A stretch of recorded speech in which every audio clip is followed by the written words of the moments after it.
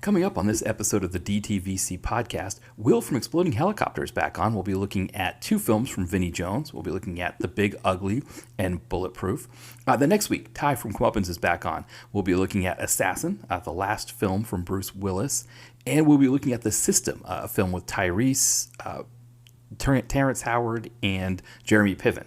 So that was a fun conversation that we had there. Then we get into March. We're going to have Tom Jolliffe on. He will be talking about Army of One, a.k.a. the Joshua Tree, Dolph Lundgren flick. So that was a fun conversation.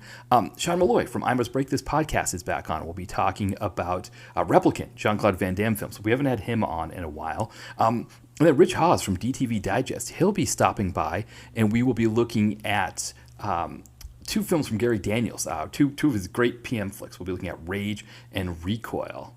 And then Ty and I will be closing out the month of March with two more films from Tubi. We'll be looking at Black Ops, a movie that has Tito Ortiz and Chris Cyborg, and then Hollow Point, which has Luke Goss and Jay Moore. So we're very curious to kind of see what those two look like. Now, those will be at the end of March.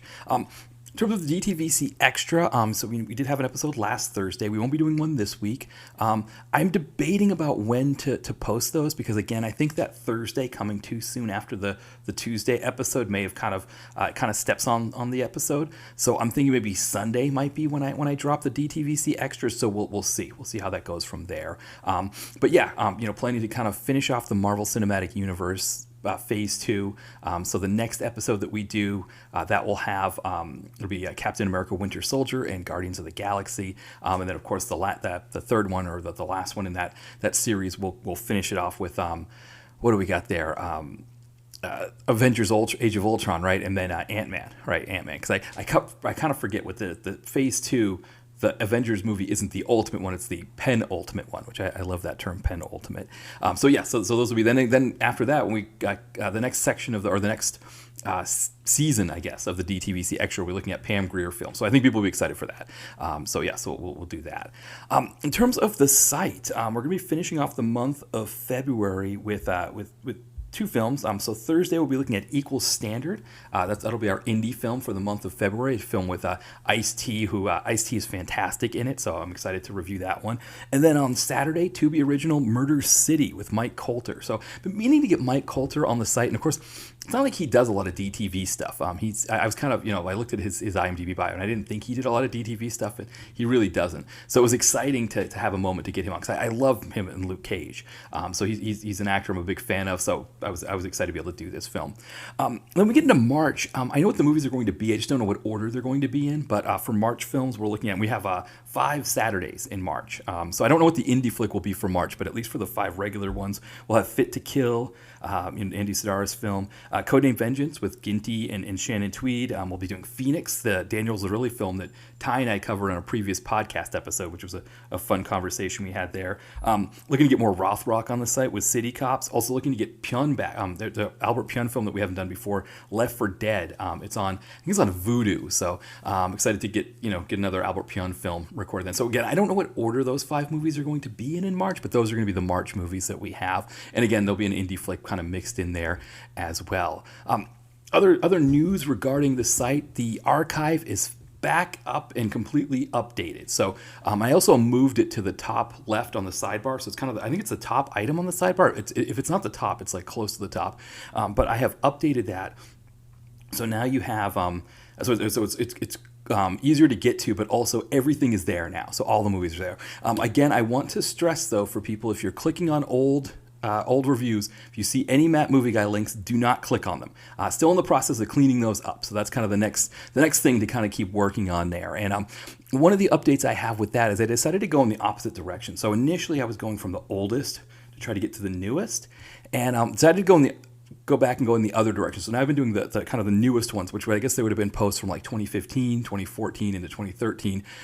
Started working on those. And one thing I didn't realize is that I had kind of fallen off on blog posts when I got into that 2014, 2013, kind of into 2013, but then in 2014, 2015, I had really, the site itself had really, really fallen off. And I actually wasn't posting Matt Movie Guy links within those reviews, which I hadn't realized that. So I still got a little ways to go to start getting to those reviews that have the Matt Movie Guy links, but it'd be nice to kind of just clean those out completely. But again, replacing the images. The other thing with the newer ones, it's easier is that I don't have to get images for those movies because I didn't post any movies.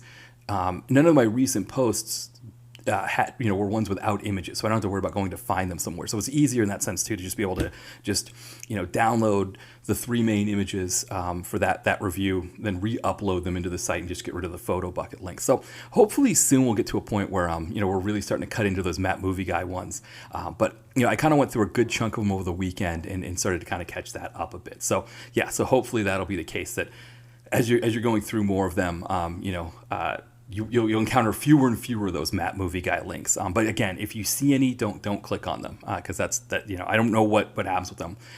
The other thing I did is I cleaned up the links section. So have that section that sort of has links there. One of the things about that link section, when I first created it, the links were kind of ordered based on how much the interaction I had with that person or that site. How much that we communicated, collaborated, those kinds of things. And so it was kind of in order based on that. And that order really didn't matter. I shouldn't say didn't matter. That order was like over 10 years old. And so it wasn't really as relevant anymore. So I completely changed it to now it's all alphabetical. And then I went through and just any of those sites that were no longer operating, I just deleted them from the list. So there are some that they're just the sites are down, that they've been removed from Blogger, that kind of thing. I've updated those. Then I've also added some because I realized there were some that I didn't even have there, like Bulletproof Action. I've been collaborating with them.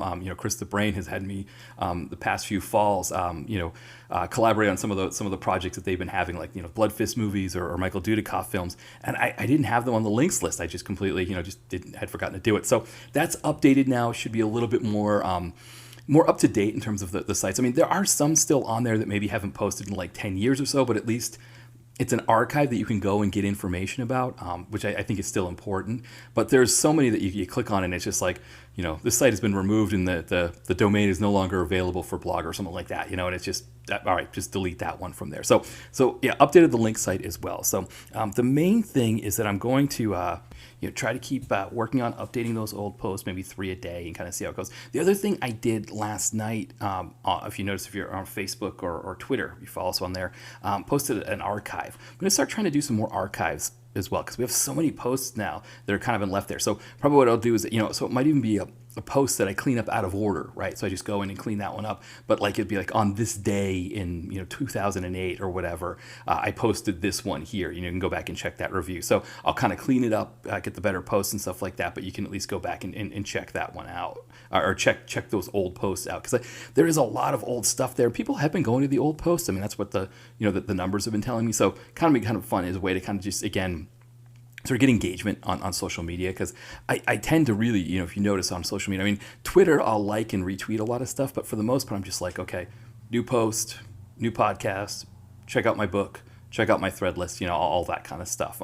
So, if it kind of do some more stuff with the blog, more kinds of posts. The other thing was President's Day, so I made a post about those official government offices that have the portraits of the presidents in them, and how that's kind of a fun quirk to DTV film. So going to try to do more of that kind of stuff to incorporate the blog a little bit more into the social media and kind of as a way to kind of have more fun with some of that stuff. Because I mean, again, we've got almost 2,000 posts there, so it's fun to. No, we don't have almost 2,000. What am I saying? We have almost 1,300 posts. I'm 1,200 something posts is what we have there, not 1,900 something posts.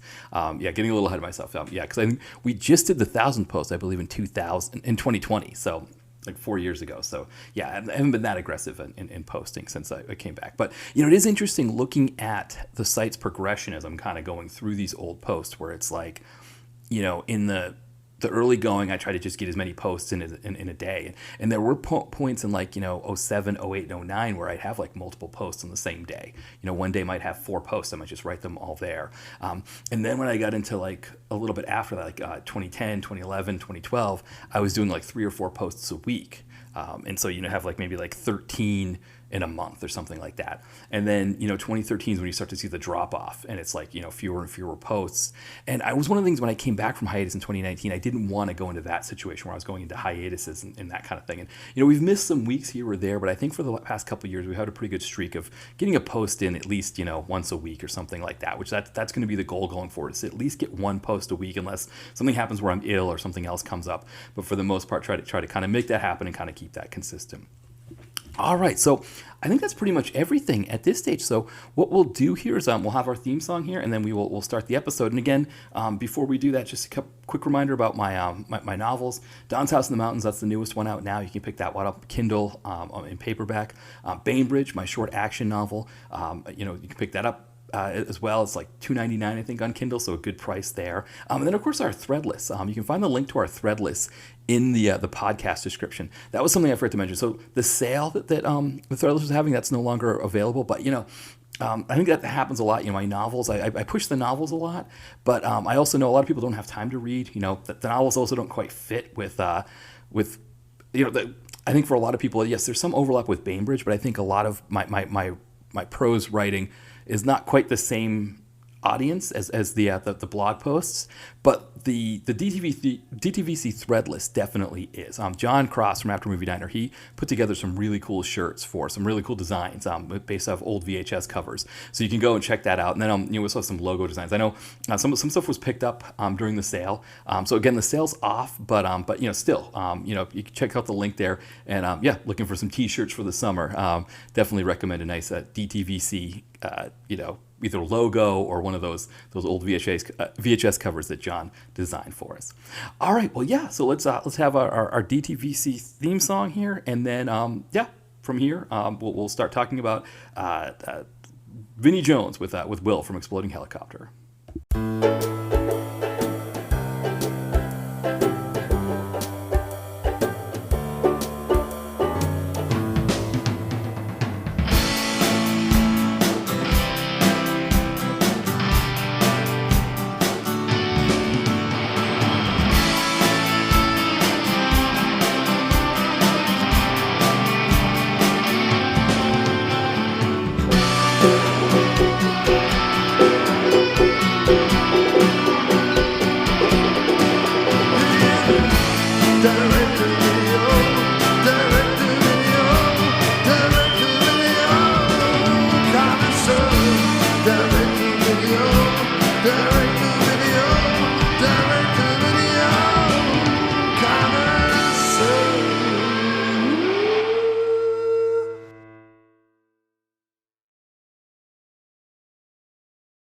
All right, we are back, and I am joined once again by a very special guest, Will from Exploding Helicopter. Welcome back, Will.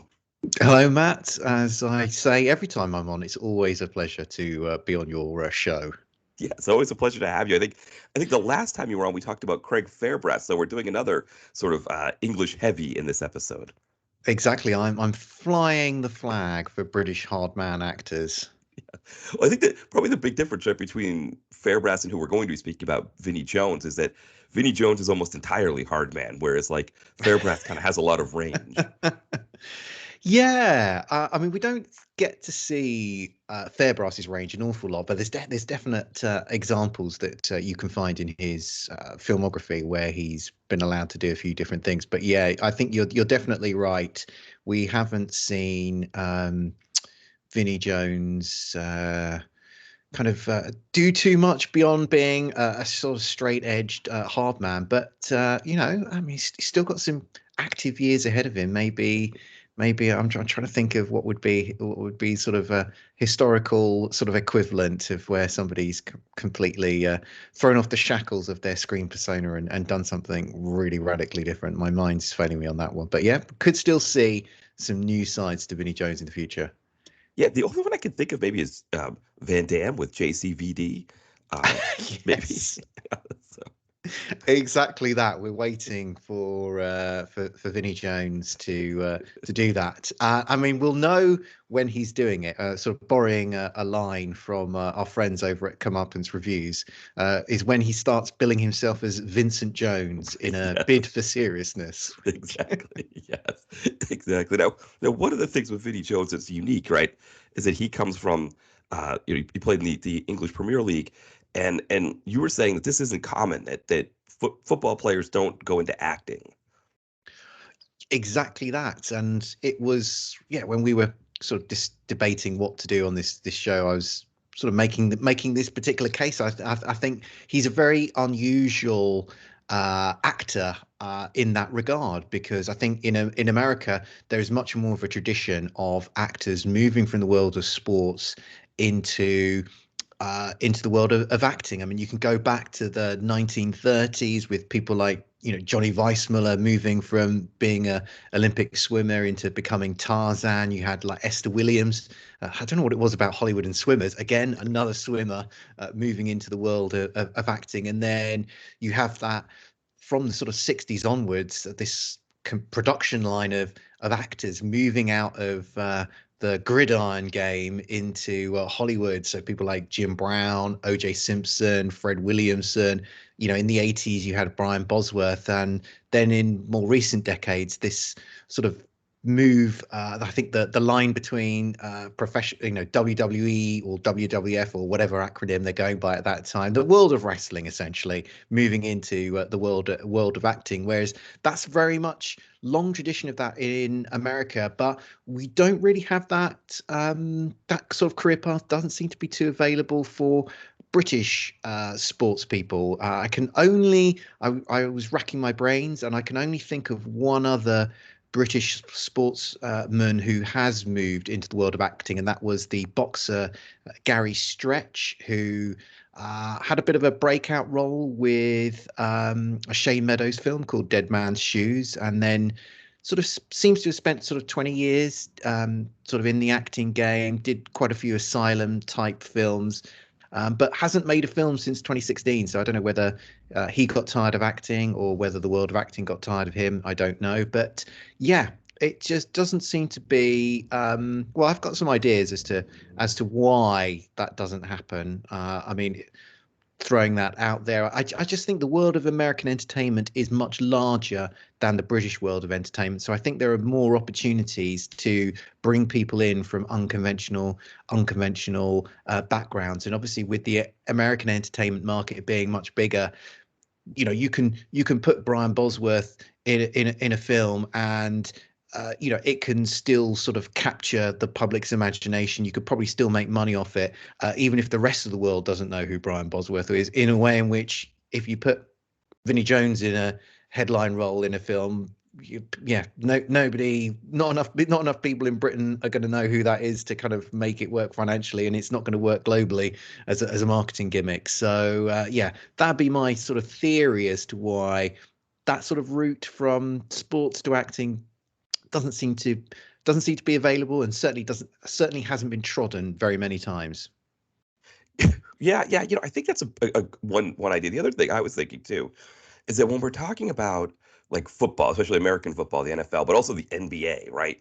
You're talking about Mm. larger than life figures. So all of them are like, 6'5" and more or taller. So I mean, like Fred Williamson, we don't always realize how big he is, but he's a very big guy. Obviously Jim Brown.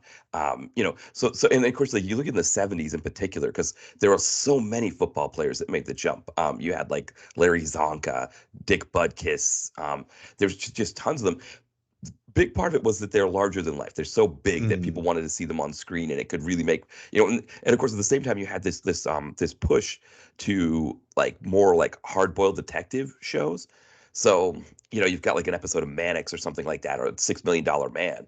Great, let's throw these big football players in it and have them, have at it. So I think that's one piece of it, and I don't see like, you think of like, and I'm not saying that all football players and European football players are small. But like, like Michael Owen does not have like an imposing presence, or No. I'm going way back myself on players, but even like Harry Kane, I think Harry Kane is someone that I think, he's a huge star in England. So someone like a Guy Ritchie could put him in a movie, and there would be the feel of it being like, oh, it's Harry Kane in the movie, but that would probably be it, right? It would kind of just be like, oh, that's Harry Kane. So that's one element of it. The other element, and one of the reasons why we don't see as many players making the jump now as we used to, and why you do see it with the WWE, but you don't see it with like NFL and basketball as much anymore, is players get paid a lot more. So, Yeah. you look at back when guys like Fred Williamson played, they had to do things like sell insurance in the off season, or things like. I mean, my dad told this story because my dad, worked in construction. Him and his father, they were brick masons, and so they did a lot of construction work. And he said like a goalie of the Bruins was working with them one summer, and my dad was saying how my grandfather was saying, oh yeah, he's a really great worker and all that stuff. But it's like you would never see the goalie of an NHL team doing construction work in the summer, to make extra money. Mm. So that's one piece of it, is that like, Hollywood could come to them and say, hey, we've got the money for you, and so with the WWE, they have less of an option on it, I think. Like, you look at like the Marines, even I think when The Rock got his start as an actor, he was doing WWE productions. So like the Rundown, for example, I think was a WWE production. Eventually, he was able to kind of break free and do his own stuff because he became so big. But I think that's another piece of it, is that the WWE controls it more, and they don't make as much money as WWE wrestlers like they do as NFL players. So, you take someone like Gronk, who we've seen in a couple of DTV films. He, in his career, made quite a bit of money. Plus, he's getting a lot from endorsements now. That we'd love to see him in more stuff, but for him, it probably, do I really need to do it? So I think it's the other piece. It's going to be interesting to see if we get like less of this going forward Mm. as salaries have jumped up. And I think that's a very good point. I think certainly the footballers of this current generation, if they're sensible with their money, they're never going to need to work another job again in their life. So that they don't need to go out and find a second career, like sports people had to do, even in the very recent past, even in the 80s or 90s. Definitely you could finish playing top level football and you would still need to be finding some sort of job to tide you over for the rest of your sort of productive years. I think also the other thing, I thinking about the UK sports environment, the profile of football in the UK it has completely changed in the last 30 or 40 years. I mean, it's always been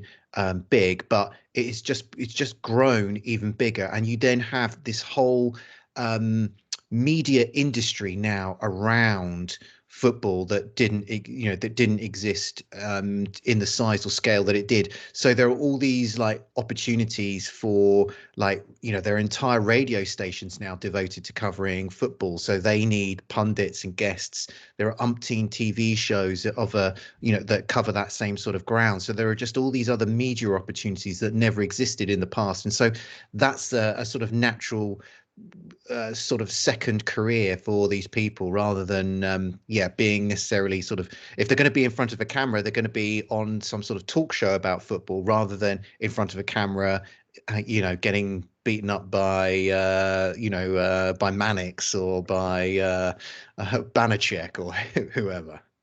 yeah, that's a great point too, because when I started watching the English Premier League, it was like in the mid '90s, because so I got into to football, to world football, when the World Cup came here in '94. And Dennis Bergkamp was on the Dutch team, and they played in the New England area. So that was, it's like, oh, this guy Bergkamp is great, and so I looked into him a little bit more, and oh, he plays for Arsenal. So it's like, okay, Arsenal, that'll be the team that I root for. And so, at that time in the mid '90s, like the EPL wasn't as big here in America, so you'd have to sometimes have to pay to watch games. We couldn't find them as much. But as I was kind of getting into the sport, into the late '90s, I kind of got that sense of what you're talking about, where it was like every week was its own season, where Mm. you'd have a game, and it's like, okay, Arsenal beats Liverpool. And the way that the pundits would talk about it for that entire week is that Arsenal is going to win the championship. They're the best team that's ever played ever. Look at all these great things that they can do, and that's why they win. And Liverpool's the worst ever. Maybe we need to fire their manager, right? All that kind of stuff. And then that next week, right, and you, like you said, there's like content all week about it. And what's interesting is the NFL has gotten to that level where there's you know year-round content like that. It was like the only thing I had to compare it to was the EPL when the NFL went to that level. But it's like the same thing, where it's like you have TV shows every day talking about the NFL, even in the off season, even when they're not playing. Mm. The shows are on every day talking about the NFL, and of course the season's shorter. It's about half the size of the or maybe a little less than half the size of the EPL season, but it's still like every week is a season kind of thing, where it's just like this team's the worst team ever for losing, and are they ever going to win another game? And then the next week they win, and it's like, oh, okay, and so it's a similar thing too with like for example Gronk. We're talking about Gronk here. He is on the panel of one of the major broadcasts during the week, so it's like a similar idea that like, yeah, there's a lot of room for those, but I think you're right too with the EPL and just international soccer in general, is that in America, they've kind of seen it as like a sort of like a what do I want to say, like this frontier. Because they saw the NBC, Comcast Universal here, they bought up the rights to the Premier League, and they've turned it into this huge thing where it's like a big enough league. I mean, it's bigger than probably the NHL potentially. So it's like maybe like the fourth of the four leagues now, the EPL here in America. That's how big they've gotten it, and so all the networks were looking for their own, so one would have like the German Bundesliga, one would have Serie A, another would have La Liga. And of course, the thing is that like the players in those leagues generally don't speak English. And some of them speak English well enough that they can have them on and talk, but they also need English speaking players, right, to do those games. And so Oh yeah. yeah, so there's like a market for them as well, and they just kind of, so that's a good point too. I didn't even think of that like not only in Europe is there a market for those players to talk the game, but then also here in America now, there are a lot of people that will pay. And I know a lot of players, they like going to, I think one of the companies is called Be Sports, and they're based in, I think, Orlando, Florida, or Miami. So a lot of players love being able to live in Florida and talk about the games from there. You kind of see them on the set, and they just like have their suits with no tie or anything, and no socks on, just kind of their tans, just sort of, doing their 5-minute bit on how this team's not going to do anything, and this team's really great, and then they go to the game, and so it's a pretty easy life for them. Yeah, I mean, I wanted to just jump back to a point that you were talking about earlier in terms of sort of Vinnie Jones being quite unique, and I think probably somebody wouldn't necessarily make that transition now for the reasons that some of the reasons that we were just outlining here. But I think that Vinnie Jones is an interesting example because I think he captures a couple of things, and it was something that you mentioned earlier. He had that larger than life persona that meant that he could kind of bring that then into the world of acting. And for those sort of listening, maybe not familiar with his track record as a footballer, he was played for this most notably played for this hard to sort of upstart team called Wimbledon, who completely sort of against the odds, sort of came up through the pyramid system of English football, got into the top division, and they styled themselves as outsiders, as people who were there sort of upsetting the apple cart. Their nickname was the Crazy Gang, which was born of the sort of unconventional way that they went about playing their football and went about imposing themselves on other people. So they were a notoriously hard, notoriously dirty football team that played a very in-your-face, direct style of football. And they also sort of, conveyed that in how they conducted themselves on and off the pitch. And Vinnie Jones was very much the embodiment of that, and he could bring that sort of hard man persona from the world of football into the world of acting. And I think it's, this is not to denigrate Vinnie Jones in any way, but I think he was incredibly lucky in the sense that his first film was Lock, Stock and Two Smoking Barrels. It was a hit film. It was a zeitgeist film. Vinnie Jones had a great role in it. He also had a really memorable sort of iconic, I think you could say it's an iconic scene at the end of that film where he's smashing a guy's head with a car door. And, as a way of, if he'd been in something else and it had been absolute dud and a turkey, we probably would never have heard of Vinnie Jones again. But he absolutely, he happened to be in that film. He absolutely nailed that part, and it sort of gave his career, I guess, a bit of a sort of rocket boost that he's managed to then sort of parlay now into a sort of 25 year long screen career. So I think, yeah, he sort of traded on that sort of having a very identifiable sort of image and persona in football, and then he just happened to, sort of through serendipity, just happened to find himself in the perfect role with which to sort of launch himself into that field. Yeah, that's a really great point because there's a couple things there, right? Like one is that you can't be a team like Wimbledon anymore in the EPL, right? That they've sort of cleaned the league up on that level where you can't be that kind of guy. I remember when I was watching it again, like in the late 90s into the early 2000s, it still had that reputation.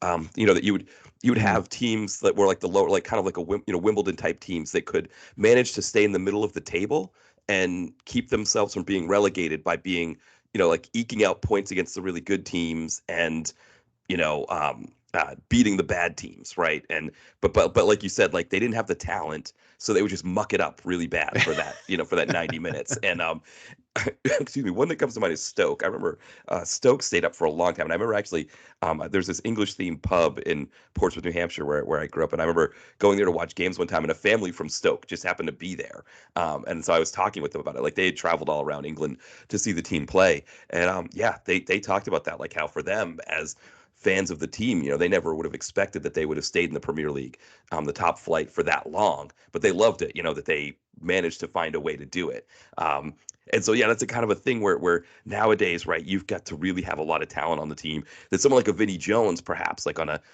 if like a Wimbledon makes it to the top flight now, a Vinnie Jones might get replaced, right? They might just, go out and sign, maybe some players that just got relegated and try to stay up that way. So, yeah, that's one piece of it too that I didn't think about.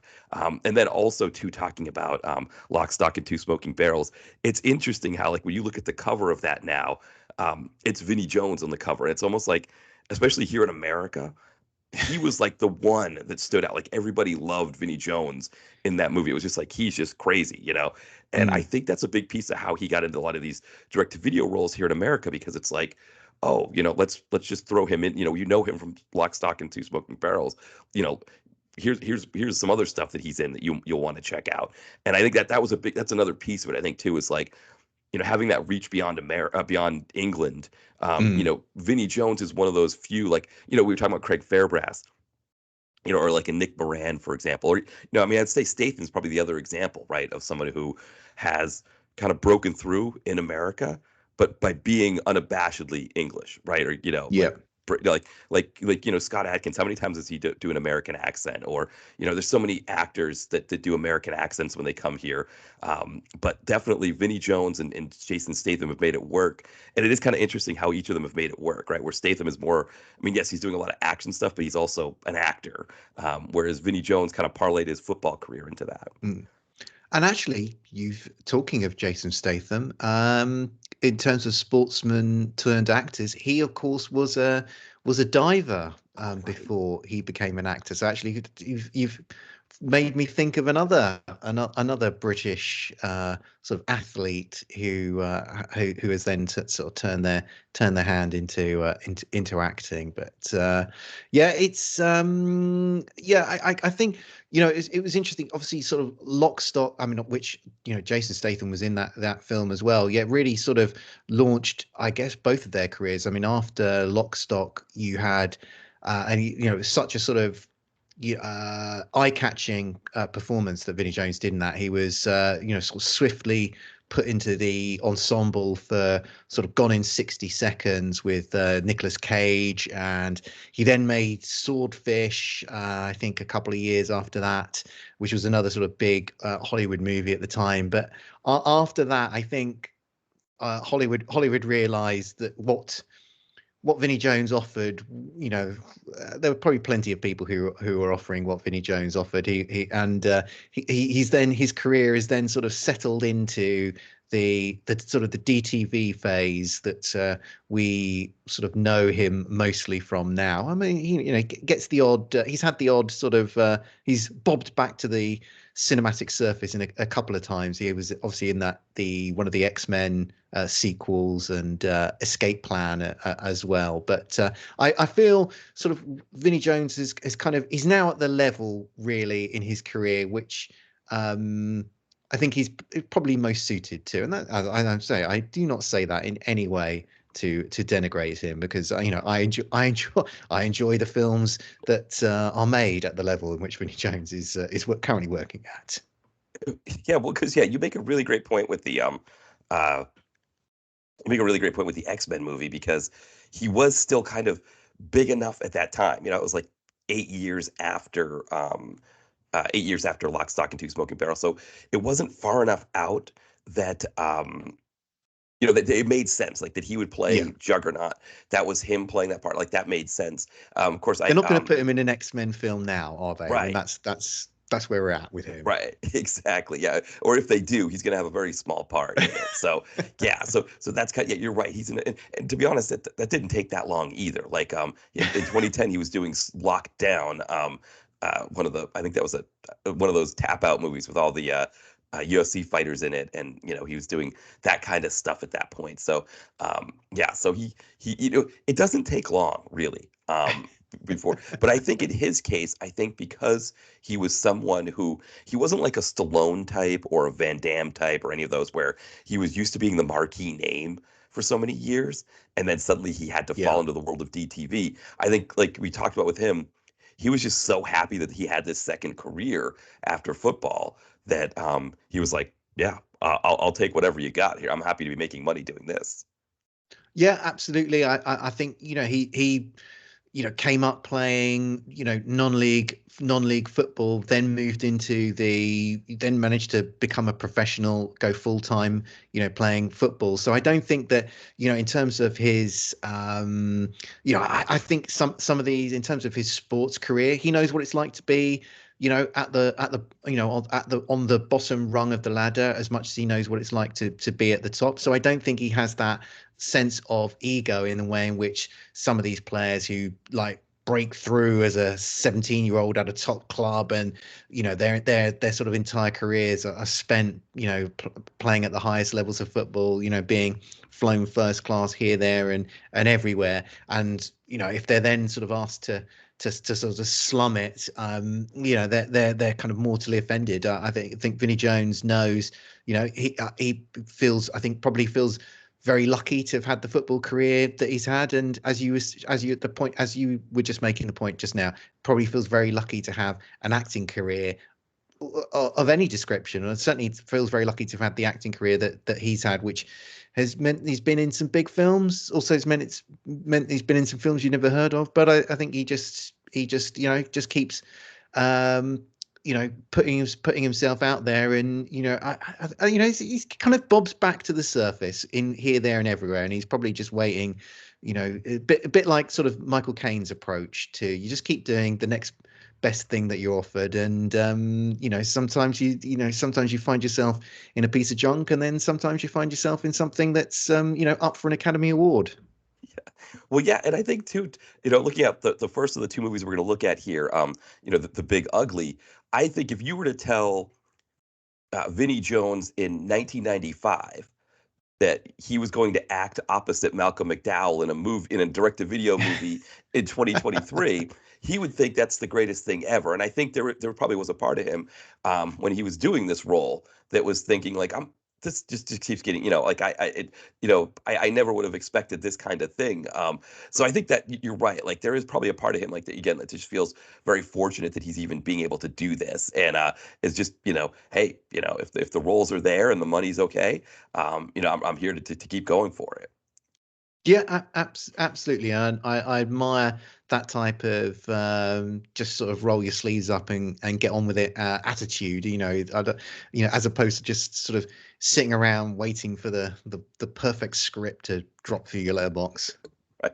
Exactly. And I mean, it pays the bills. I think that's always an important piece of it that we don't always consider, right? We it's like not everybody has the option to be like, I'm going to only do this one movie that's going to pay me, tens of millions of dollars. I've got, the bills need to be paid, and there's scripts being sent my way, so let's go for it. Exactly. Yeah. Principals never put a meal on the table, as they say. Right, exactly. Well, yeah. So what do we'll get in here on our first movie here, The Big Ugly. I'll do a quick synopsis, and then we'll kind of go over, our thoughts and how we felt about the movie. It takes place in West Virginia. It's shot in Kentucky, but takes place in West Virginia, and um, uh, Vinnie Jones plays kind of the hard man or the enforcer for London mob boss Malcolm McDowell. And they have found out that they can launder their money through Ron Perlman's oil operation in West Virginia. So Ron Perlman is an oil man there in West Virginia.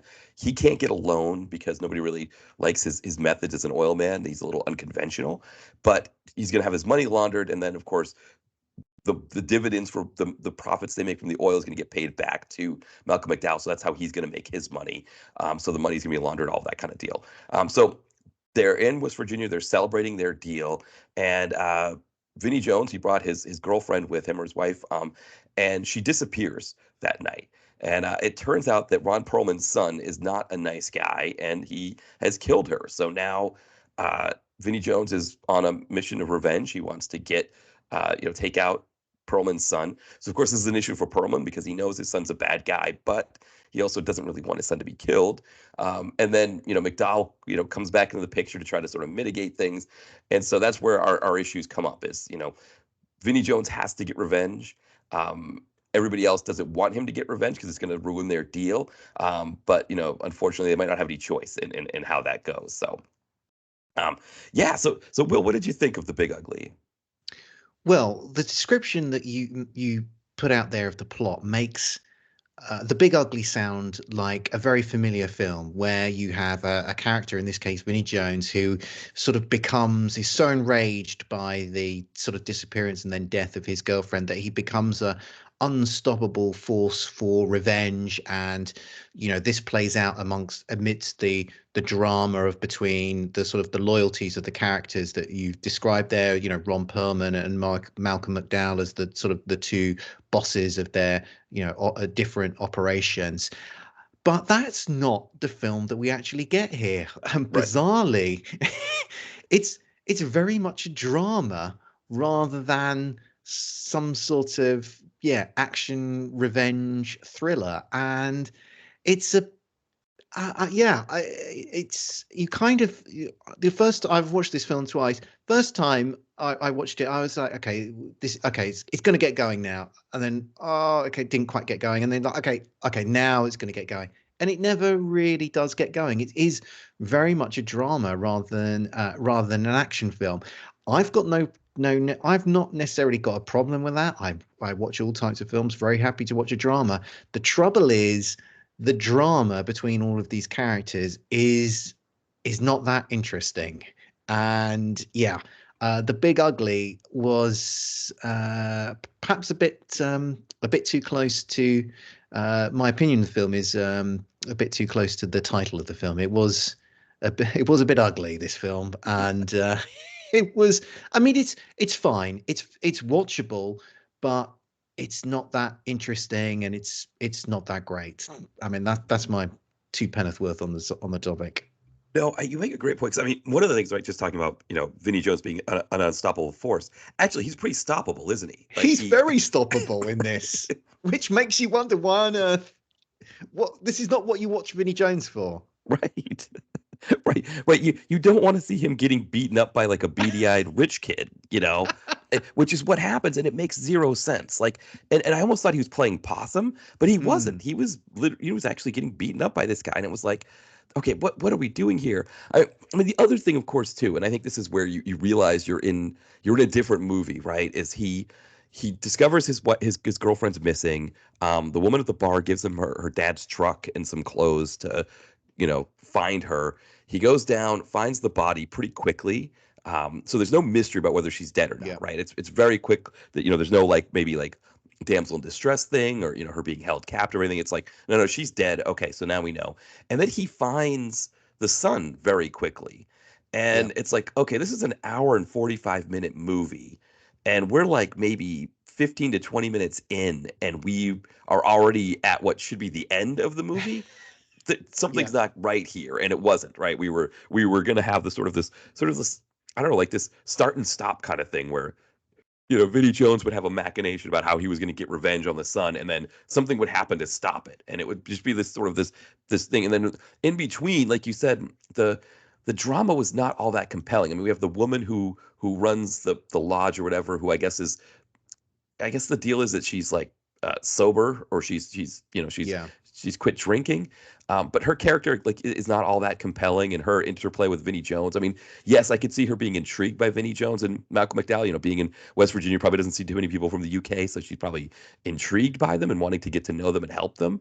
But yeah, that part's not all that great. And then yeah, the thing with Ron Perlman and the son, it was like, Ron Perlman was trying to play a character that we've seen however many times before, but like, you think about like maybe like a Matlock episode that would have a Ron Perlman character. He wouldn't have so much screen time, right? Like he would just kind of Yeah. be there every once in a while, he'd cause a problem or something. So yeah, it's like this sort of hour and 46-minute thing where I think they thought things were more compelling than they were. Absolutely, I completely agree with you, and I find it just rather baffling because all the parts I think for a good film are actually here, but it just chooses not to, just to try to do something different with them. And the director and writer of this film's a guy called Scott Weiper, who's done a bunch of stuff. He directed The Condemned, and he's been involved in a couple of the Marine movies.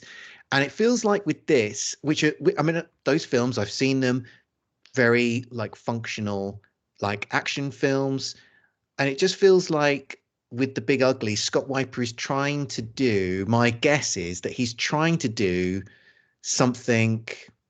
He's not trying to do those films again. It's like he's making a bid for seriousness. It's like that's what I feel like. And unfortunately, his strength is not writing like interesting characters and dramatic scenes. His strength is having former wrestlers chasing around an island, with each other, tossing each other over their heads or something. I mean, that's yeah, he's not equipped to actually sort of make this film, because you could, I think, probably make the type of film that Scott Weiper is trying to make out of this sort of basic plot line here, where you have, because it's all about like people with conflicting loyalties, isn't it? So Vinnie Jones's girlfriend is murdered, so he feels like sort of duty bound to like avenge her, but he's got he's got the loyalty to Malcolm McDowell.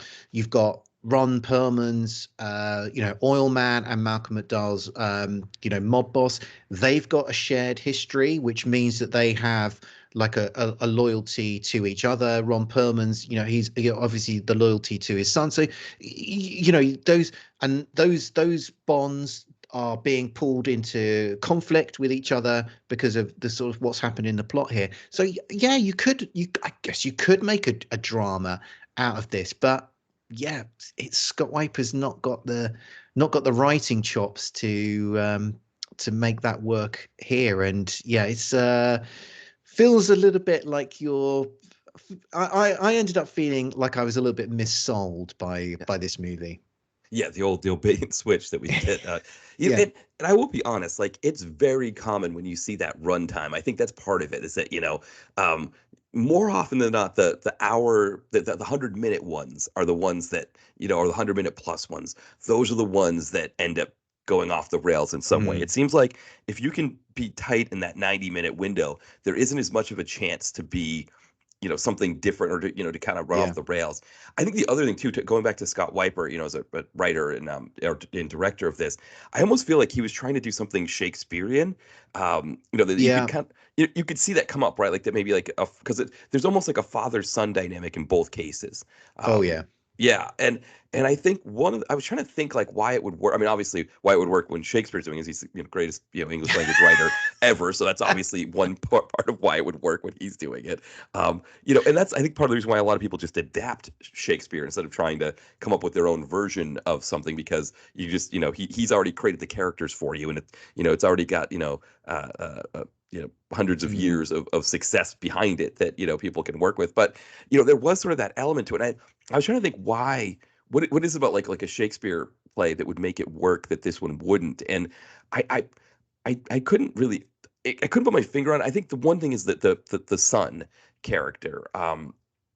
There's I feel like if in I don't know if I'm trying to think of a similar character in a Shakespeare play, like if like thinking like maybe in Romeo and Juliet where you had the sons fight.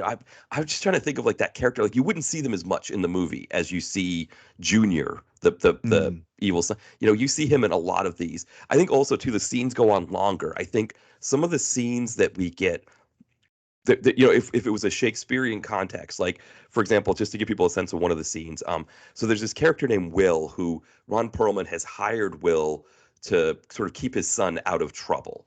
And I mean, that would be a classic character, right? That you'd see in a Shakespeare film, that there'd be probably in Shakespeare, it might be like a fairy or something, right? That like, that sort of flitters about and key or whatever. But the point is that's that character. And he confronts the son and says, "Hey, I'm in love with this woman that you have a thing for as well, and I want you to leave her alone." And there's this large interplay that happens where the son is like, "Okay, I don't know, okay, you really love her. All right, yeah, I'll back off. That sounds. Hey, why don't we do a shot? And it takes forever to finally get to the point that Junior beats the crap out of him. And I think that if this was in Shakespeare, it would be very quick. It would be like, there'd be like a line about, okay, I appreciate that you live. Why don't we shake on it? And they go to shake, and Mm. then he punches him, and end scene. So it would probably be like, like a 5-minute scene in the play is like 10 minutes of just like Yeah. I mean it feels like even longer of just this really drawn out thing that we know where this is Mm. going, right? We know that the son is not going to accept the fact that this guy wants to be with this woman that he has a thing for, right? We know it's not going to go well, but it takes forever for us to get there, and I think that's probably the biggest problem here. I completely agree. There are a lot of scenes that just go on far too long, and I can Malcolm McDowell, Ron Perlman, Vinnie Jones were all producers on this film, and I just wonder if they were like attracted to it because they've done enough schlock in their time, whereas here's something, Scott Weiper's pitching it to them like, oh, this is a proper drama, and look, you get 3 whole pages of dialogue in this scene, and so they're attracted to it because they actually get to do some acting. And unfortunately, as making the point before, Scott Weiper's writing is not good enough for those elongated scenes to work. I mean, like Quentin Tarantino, whether you like him or loathe him, he is the master of elongating a scene with sort of essentially ephemera, but it still feels interesting and entertaining. And even if the scene ultimately sort of plays out exactly how we know it is, he may go on a circuitous route to get from the beginning to the end of it. But at least he's got the skill to make those scenes interesting. Unfortunately, Scott Weiper doesn't have that level of talent. I mean, you also mentioned, I think some of the other troubles with this film is some of the casting. You mentioned the Will character, and I think he's a prime example of somebody who's just like ill cast in this movie because, like, in what world is this guy? I mean, like, he looks like he's just not believable as a minder for Junior because he's meant to be this oil foreman who's sort of meant to be sort of keeping Junior like on the straight and narrow, but Will, he looks like somebody who'd be working the night shift in a 7-Eleven. He doesn't look like somebody who'd be running like an oil operation, and he certainly doesn't look like somebody who's got the chops, or the chutzpah or whatever you want to call it, to keep Junior in line. He's just an absolute like limp lettuce of a character, and he's just not believable casting in that particular role, and I think that hurts. Yeah, hurts the film in ways which, I mean, it's already got problems, and then you kind of throw things like that into the mix as well, and it really, the problems really start stacking up. Yeah, because you're right. Like he doesn't seem like the kind of character that would keep, or he didn't seem like the kind of person that would keep Junior in line. He also doesn't seem like the one who would get the girl, Kara, over Junior, right? Like it doesn't make sense that that she would want to be in love with him because he doesn't really exude anything. That's like that kind of thing. And maybe that's another point too, going back to the Shakespearean element of this, is that if this was an adaptation of Shakespeare, right, the people casting it would have had someone a little bit more, I don't know Mm, what someone with a little bit more presence playing that part, yeah. and it would have been more believable. And so, yeah, it's almost like they've got Falstaff as, but trying to sell him as something a little bit, Yeah. yeah. So And I think I wanted just to jump in.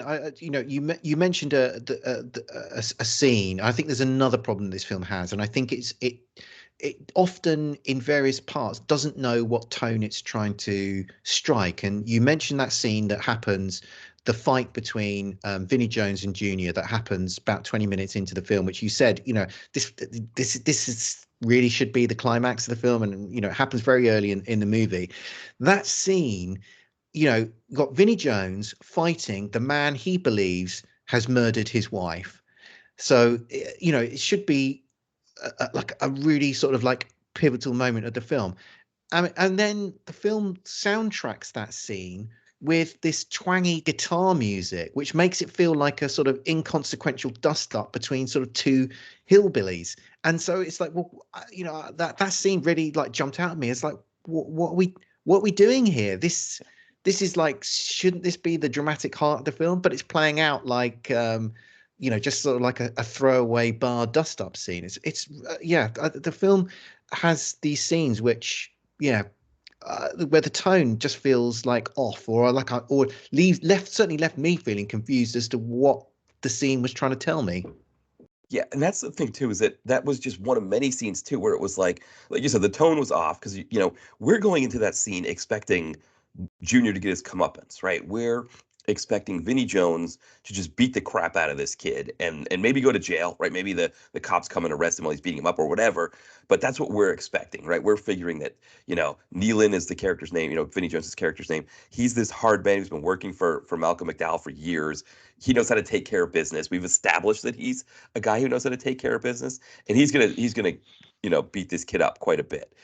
And it doesn't happen, right? He kind of like gets beaten up quite a bit by this junior kid who's like maybe not quite half his size, but maybe like three quarters of his size. I mean, Vinnie Jones is a lot bigger than this Yeah. kid, and it's just so weird that he's like punching him and knocking him down and stuff like that, because like, I don't know what it would take from I'm probably maybe not quite as tall as this junior guy.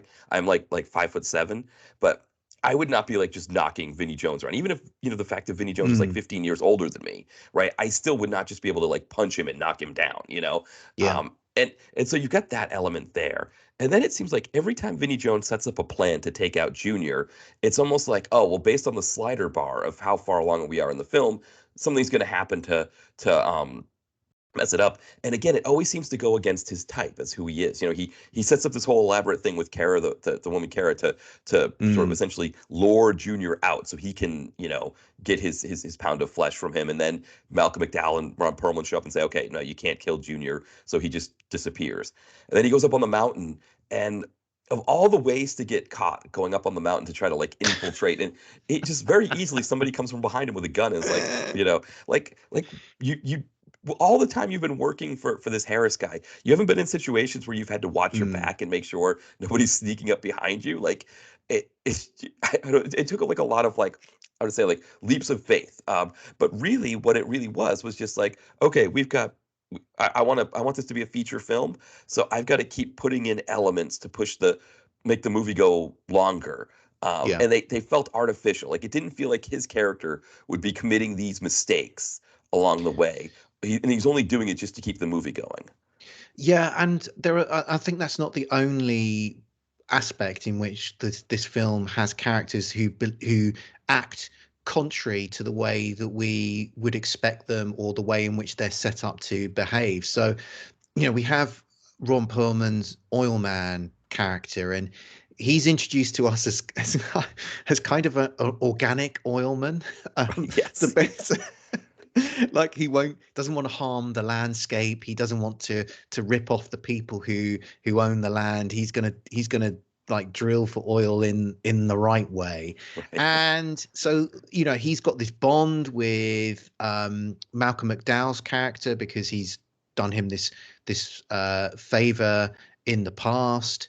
So there are so like so Ron Perlman is set up as a sort of as a honorable man, somebody who sticks to his word, and he says, at the point in the film, he sort of says, if it is Junior that ended up being responsible for murdering or for the disappearance, killing of Vinnie Jones's girlfriend, well, then I'll take care of him like myself.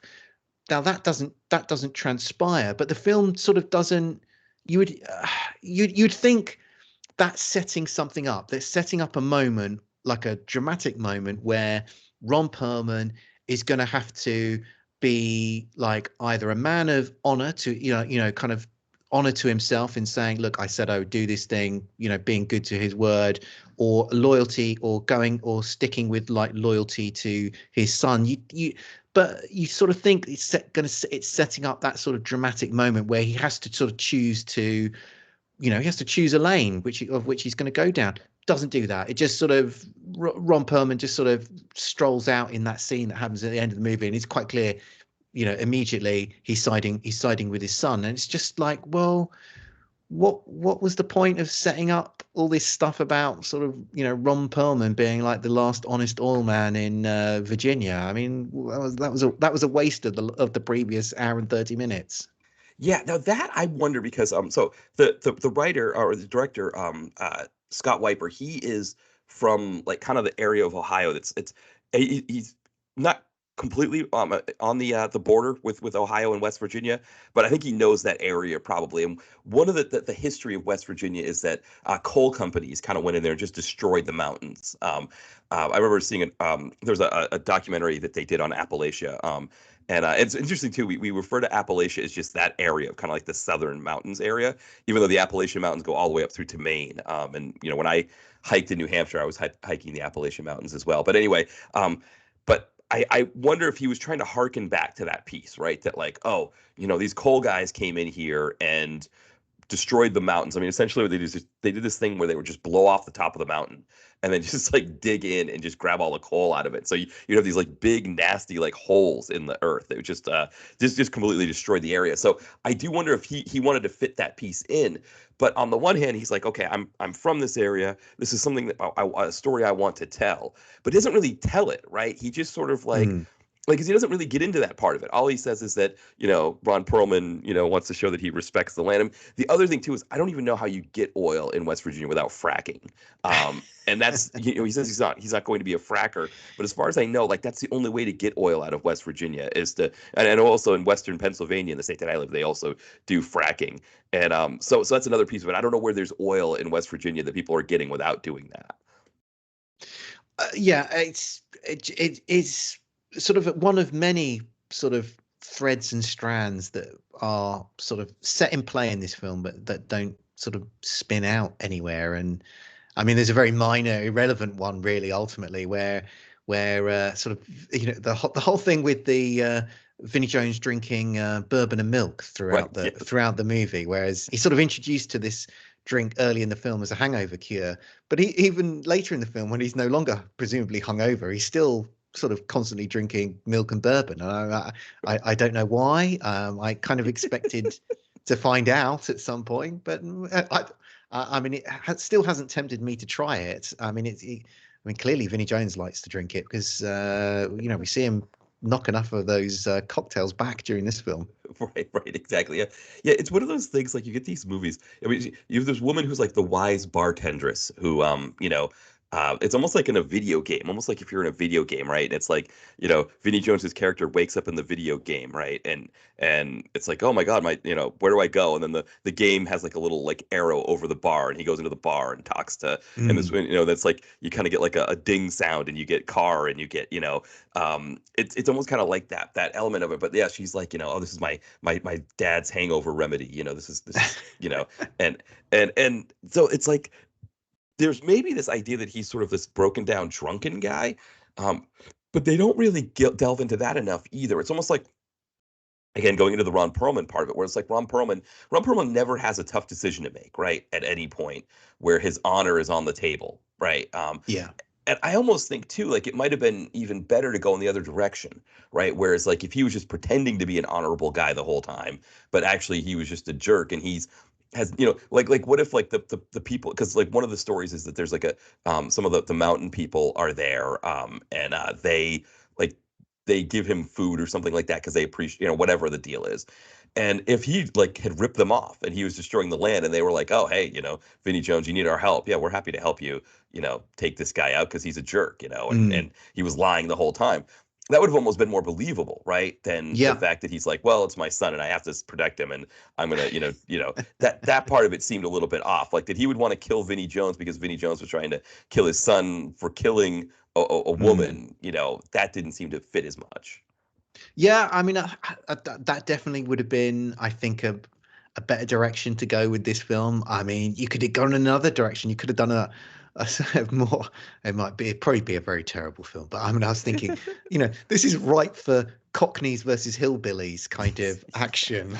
Like, when you just have, grotesque caricatures of those two, those two kind of cultures, and then let's just have them, Vinnie Jones and Malcolm McDowell are a couple of Cockneys who have to get off this, they've got in too deep with these hillbillies and they have to get off this mountain. A kind of sort of Deliverance type situation, but with Malcolm McDowell and Vinnie Jones. I mean, that sounds like a film I would quite happily watch, no matter how bad it was.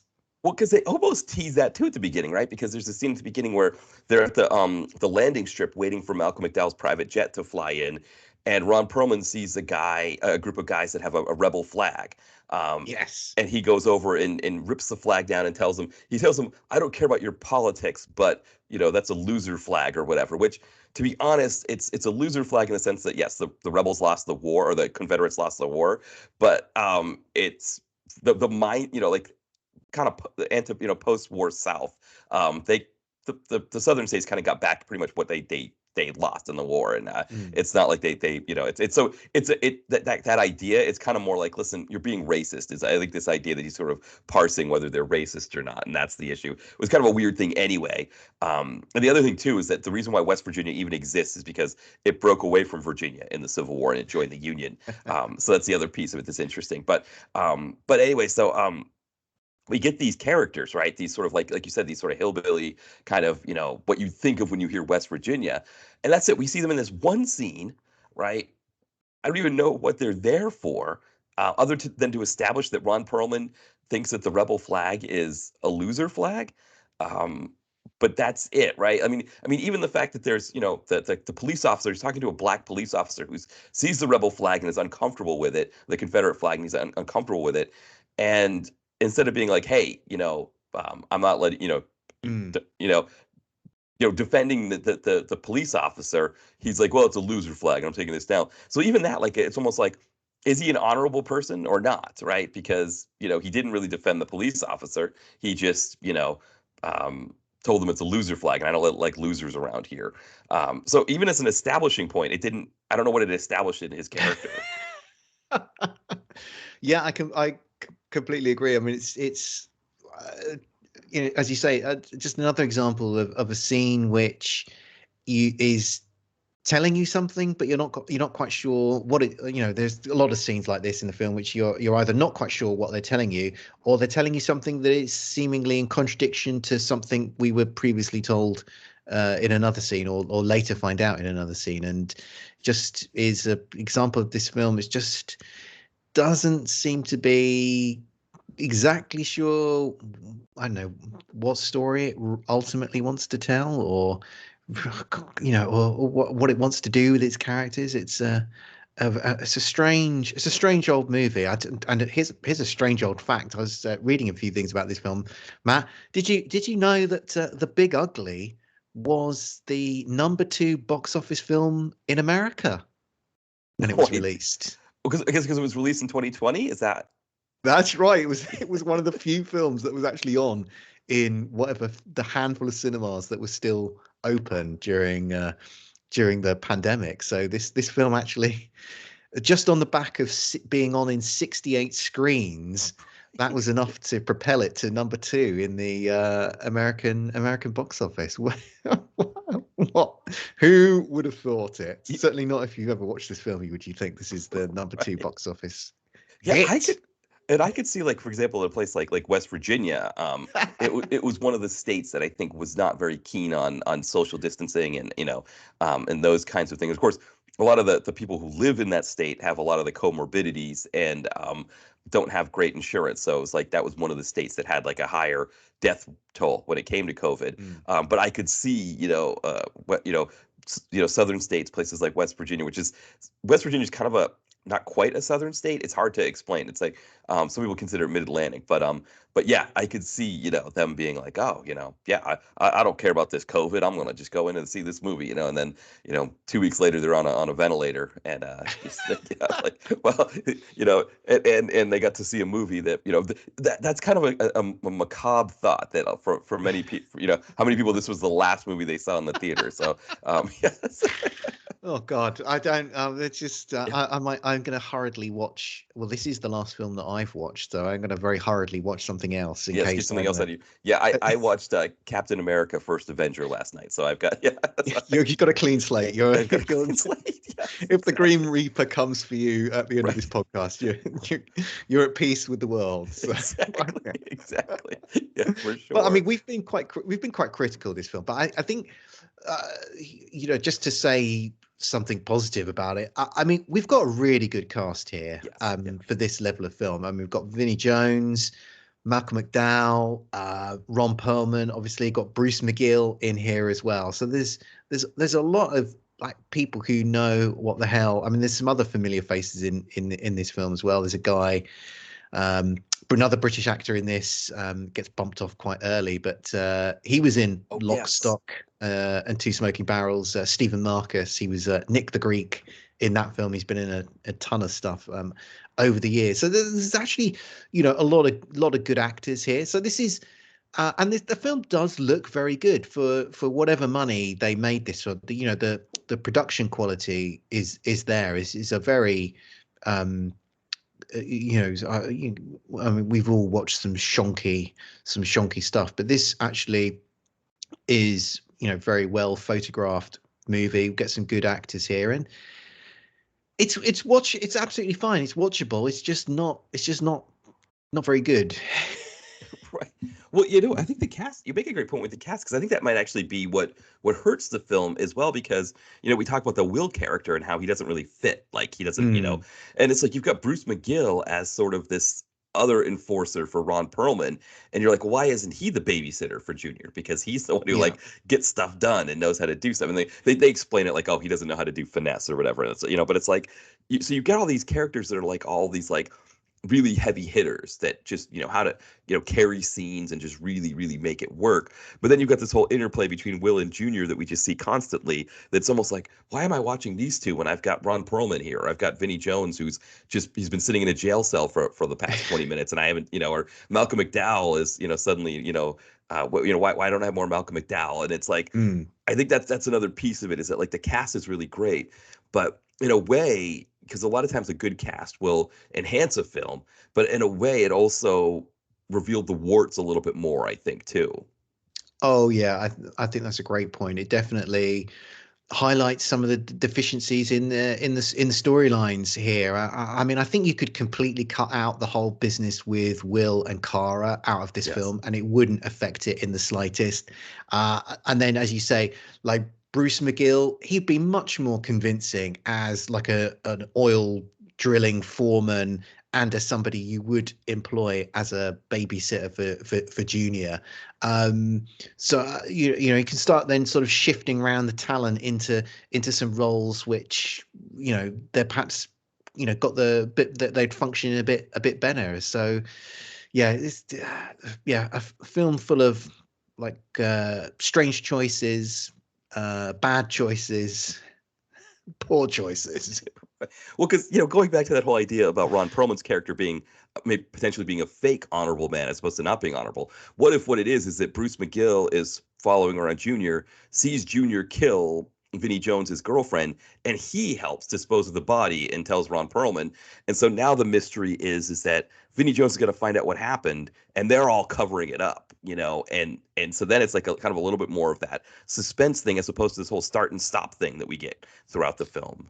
Yeah, I mean that would, as go back to the point I made earlier. I kind of think the elements are here for a decent film, but you just need to sort of put them back in the box, shake them up again, and put them into a slightly different order. Yeah, you kind of make more of the mystery of like where she has disappeared to, and yeah, then Ron Perlman is sort of, then he becomes complicit in it, and that could then, he becomes complicit in the sort of murder and disappearance, and that sort of goes against his sort of, he becomes a hypocrite because that sort of goes against sort of the idea of this character, and then that ends up being his downfall at the end of the film. We're back into sort of traditional Shakespearean territory there, and just is Scott Waper kind of trying to get out of his I mean, in some ways I respect him trying to do, people trying to sort of do stuff a bit different, but what's it, the old Clint Eastwood line, a man's got to know his limitations. Well, right. Or maybe in his case, this is like a good like first attempt. And so now next time through, maybe, streamline it a little bit, keep an eye on who you're casting for, like, does this Will character work? Does the love part work? Maybe he could try this again at some point. So right now. Yeah. Now, Will, anything else about this movie that you wanted to mention? I think I just wanted to just sort of, I guess, go back to the reason we're talking about this film, which is Vinnie Jones here. I think he's somebody who is. I mean, I don't know what you thought. I think he's got to do some sort of dramatic scenes in this film, and he can actually convey them pretty well. I mean, he's never going to be nominated for an Oscar. Let's be honest, but he can read a page of dialogue, and he can deliver a bit of pathos, a bit of seriousness when required. And I also think he's just got a great face, and I particularly like sort of this. The sort of the Vinnie Jones that we're getting here, which is both of the films that we're talking about are fairly recent, and Vinnie Jones is nearly 60 now, and he's just he's aging into his face brilliantly. He's just got this. He's kept himself in good shape. He's got this kind of. I could best describe it as the look of his face. It looks like it's been quarried. It looks like it's been quarried out of rock. And he's got a great look, and that's probably why he keeps getting employed in these sorts of films as much as anything. Yeah, because he's a great face to have on the cover. When you're scrolling through a streaming service and you see these thumbnails come up, and you see him on the thumbnail, it really draws you in for sure. And I think to that extent, he's probably going to have a career for a while. I think he's going to keep getting these parts. And like you said, it's going to be interesting to see because he doesn't get those dramatic turns as often as you'd like, but kind of like what we saw with Craig Fairbrass, when in the previous episode where he's sort of leaning into things like being a grandfather and stuff like that. I mean, Vinnie Jones's kids are old enough. I don't know if any of them have kids themselves yet, but he's at that point where grandfatherly kind of things, and so it's interesting to see, like, I think this movie could, like you said, it could have done more of it. Like, it could have really leaned into like what has my life been? I'm almost 60 now, and I've been working for this guy, for all these years as his enforcer. I've been killing people. Like, he kills the character that you're talking about, the actor, the other actor from Lock, Stock, and Two Smoking Barrels, Stephen Marcus. Yeah. He kills him at the very beginning of the film, and he kind of chokes up a little bit after doing it because that's his friend, and he didn't want to have to kill him. But that's it. There's only one other mention of it later in the film when he's essentially saying to Malcolm McDowell's character, "Listen, I've given you everything. I killed one of my best friends for you." But there isn't enough of it like being like a reckoning point for him that, like, this world is hard for me, and the things that I've had to do over these years turned me into somebody else. And that would have been a thing that I think I would have rather seen that explored than, Will telling Junior that he's going to be with Kara and Junior pretending that he's okay with it only to beat him up after. Like, I could have done more of the Vinnie Jones sort of delving into who he is and maybe reckoning with what his past was. Absolutely, I completely agree that like this film needed to sort of pick one theme Yeah, that it wanted to explore, and sort of, yeah, Vinnie Jones as a sort of aging henchman who is now, reckoning with his life of violence. That would be like, you could definitely do that, and it would be really interesting to see Vinnie Jones sort of be asked to do that, and perhaps, yeah, stretch his acting muscles in a way. That would be really interesting to see. But as you say, this film kind of sets some of that up, and then it very briefly touches on it in a couple of other scenes. There's a brief moment between Vinnie Jones and his girlfriend in the hotel room where they kind of touch a little bit on that territory. But it's just, it then sort of evaporates out of the screenplay for the rest of the movie. And this, because we're too busy worrying about Will and Kara. We're too busy sort of, worrying about Ron Perlman and his organic oil wells. I mean, this, it just pick one thing and do that. I yeah, think that this film's, it's overstuffed, and unfortunately none of it is, it's all underbaked, isn't it? There's too many ingredients and they're all undercooked. So it's just like, you know, trim some of this back, do fewer things and do them better. yeah, exactly. You're sort of chewing into the you're opening up the cake and realizing it's more batter, kind of Yeah. oozing out because it needed more time in the oven for sure. Perfect. Well, yeah. So what we'll do now here, we'll take a break, and then when we come back, we're going to talk about Bulletproof. It's the early 90s in LA. The war on drugs is raging, and Detective John Bainbridge is the LAPD's secret weapon against crime. Former special forces in Nam, he's a cop on the edge. When he and his partner Geary uncover a potential human trafficking ring, it doesn't take long before John Bainbridge realizes this thing goes all the way to the top, which doesn't scare him. That just means they'll fall that much harder when he takes them down. Part send-up and part love letter to early 90s action films, Bainbridge will take you back to the golden days of Canon, PM Entertainment, and AIP. You can get it in paperback or on Kindle and Kindle Unlimited from Amazon. Follow the link in the podcast description. My newest novel, Don's House in the Mountains, is available now. It follows Don Veazey, who after 20 years has finally made it as a writer, going from an AP English teacher to richer and more famous than he ever could have imagined. In the process, his wife Lois, feeling alienated and resentful of her husband's success, has filed for divorce, forcing Don to move to a house in the White Mountains of New Hampshire. With time alone to reflect, he's able to see how his new wealth and fame has affected his life in ways he never expected. Maybe the biggest of these is his new house, which is bigger and nicer than anything he's ever had in his entire life, but the longer he lives there, the more he gets the sense that it might have magical powers. But that can't be right. A house can't have magical powers, can it? Pick up Don's House in the Mountains today. You can find it at Amazon in paperback and in Kindle. All right, we are back, and now our second film that we were looking at with Vinnie Jones. It's called Bulletproof from 2023? I had the year edit listed here, 2022. So it came out a couple of years ago.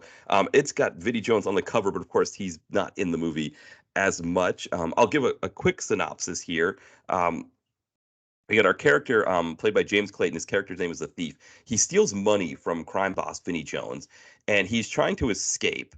And somebody else is escaping the same. It's in a junky car lot. So it's a junked car lot where they are. And he's trying to escape the junk car lot with the money. And somebody else escaping at the same time runs into him. So after a shootout with some people, he takes the car of the person that ran into him. As he's driving away, he realizes there's a person in the trunk.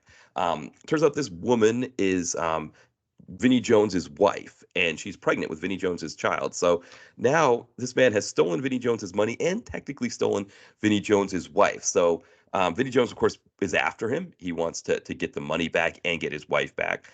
He employs this character named the Frenchman, who's sort of like his hatchet man kind of character. So that guy's after him, of course. There's a sense that other people are going to be after him, sort of other junkies in the area or whatever. But the key is he's got to make it to this airport to get him and the woman there. There is a little bit of will he or won't he with the woman in terms of like, will he do the right thing and help her or not help her? But for the most part, he does agree to help her. And so they kind of get to the airport at the end, and it's a question of are they able to get there in time and fight off Vinnie Jones and his crew or not? I think that's pretty much it. There's not much going on in this movie. Yep, I think that's a pretty good and succinct description of the plot of this movie. And in some ways, that's the strength of this movie. In contrast to The Big Ugly, which which I think often feels confused, unsure, or is trying to do too many things. Bulletproof, or it's called Death Pursuit here in the UK for unknown reasons. Bulletproof seems a completely acceptable name to me, but it knows that it knows that it's a B movie. It has a very straightforward plot premise, and it does kind of what you expect, but it does it with, it tries to add a little bit of flair to to the different elements that we get here. So we got this a kind of sort of a great gimmick with the thief nicking this money, and then he finds out he's got more than he's bargained for, because he's got this pregnant woman in the trunk of his car. It's a kind of it's a classic, and it's a good B movie hook. So suddenly this situation, it's now taken on completely new dimensions. And yeah, sort of plot moves forward as as you described, is kind of like race to the airport as he tries to sort of get away from Vinnie Jones and his crew. But Vinnie Jones is a great sort of mob villain. He's got a colorful francophone hitman character who is in his employ. You've got another colorful henchman with the kind of guy with the sort of the tattoos on his face. You get good car chase. You get some decent fights here. This is a B movie that knows what it is and knows what it needs to do in order to be like entertaining. You just need to have some sort of colorful characters that are have a little bit of a sort of spin on they've got a particular spin on the sort of the sort of type of characters, the type of tropes or characters that you expect in those roles, and delivers the prerequisite amount of that you expected. The action, I enjoyed my time with this film. Yeah, I think there's a lot to be said for a movie that, I don't know if in its lane is the right expression. Is that what we want to say? It's staying in its lane. Yeah. I hate to say it like that, because saying like stay in your lane, it's almost like don't try anything. It's like learn to just not try anything different. Which I don't want to say that, but it's like you said, this movie knows what it's about, right? It knows what it's trying to do, and it just does it. And it's not like it's going to be any kind of like I would say it's not like any kind of groundbreaking film, but for a lot of these movies, we're just looking for 90 minutes to just sort of, give us something enjoyable to kill time with for 90 minutes. And this does that exactly. And I think there's a lot to be said for that kind of thing, that you can just make the movie and make it, keep it simple and but keep the action good. The action is solid in this, and it works. And the character, I wasn't expecting to like the character, the main character, the thief. I did, though. He won me over as the movie went on. Which is another piece of it, right? Is that like they can't sell us on this character, because this actor, because he's not a big enough name. So Vinnie Jones is the one we get for the most part. But if we're gonna get the bait and switch where we're like, oh, it's Vinnie Jones's movie, and then we get in and realize like, no, he's just the baddie, and we're only gonna get him from periods of time. The main character really does have to win us over, and he did that enough. So I think that helped too. Yeah, just going back to the point you were making about like, it's not a criticism to say that this film just sort of keeps it simple and does it well. I'm not against films that try to do something new or different, but at the end of the day, you either do whether you're doing something tried and tested or trying to do something new, you either succeed or fail. And The Big Ugly tries to do something, and unfortunately it fails. It's not the failing of The Big Ugly is not that it tried, it's that it didn't execute the idea. And so whether you keep it simple or whether you try to innovate, ultimately end of the day, it's whether you succeed or fail. And sometimes films can fail in ways that you still admire. I sort of stand by my criticism of The Big Ugly, of a film that just, I don't know, it failed for reasons I think that should have been sorted out before they started shooting. Should have sort of sorted out its script and sorted out its themes. But don't want anybody leaving this thinking, you know, I just want to see the same thing over and over again. But which is not the case. What I just want to see is films that work. And yeah, I agree that you know, James Clayton, not somebody who I ever remember seeing in anything before. Although he's got that sort of generic, handsome sort of American dude look that sort of TV and films from the States seem to be full of. So I was like, I'm sure I've seen this guy in something before. I looked him up. No, not seen him, before. Though he just looks like a million other guys. But I think this is his first directorial effort, and he seems to have had a pretty average career. And I'd be interested to see what he's doing, because it seems to me, you know, he's somebody who's kind of worked as a producer. He's written a few scripts, and now he's directing. And it seems to me that he's actually, look, if I'm gonna actually be something other than just a anonymous, bland, handsome American dude, I'm going to need to sort of take control of my own career. And so this was his sort of first time like writing and directing, and he's got another film that is coming out next year which he's writing and directing. And yeah, I'll be interested to see what he does with that, because like this film looks it's very well photographed. So he's got a very experienced. I had a looked up the DP on this film, is a very experienced director of photography. But so, you know, how much of the lensing is down to him? You know, maybe he's focusing more on the actors. But you know, all told, this is a very like slick, professionally put together film. I was, you know, for a sort of directorial debut, I was sort of very impressed, and interested to see sort of what he does with the film that he's got coming out. Yeah, I agree with that. I think, I mean, one area where I would say maybe he should tone it down a little bit was like the whole like the whoosh kind of cut. Oh yeah, zoom in things. That's kind of, you know, for people listening, like there's a scene like where he gets in a car and it's like, you know, whoosh on the door, whoosh on his face, whoosh on the rear view mirror or something, and whoosh on the cigarette. keys. It was the cigarette. It was every time he lights a cigarette, wasn't it? Right. It was kind of, they do that whooshing, and it was just Whoosh, like, yes. you really don't. You can see like, oh, I want to add a bit of directorial flair, and it's just like, it's not in keeping. Like, you can do that. I mean, obviously, you know, 90s Isaac Florentine was all about the whoosh. Right. Yes.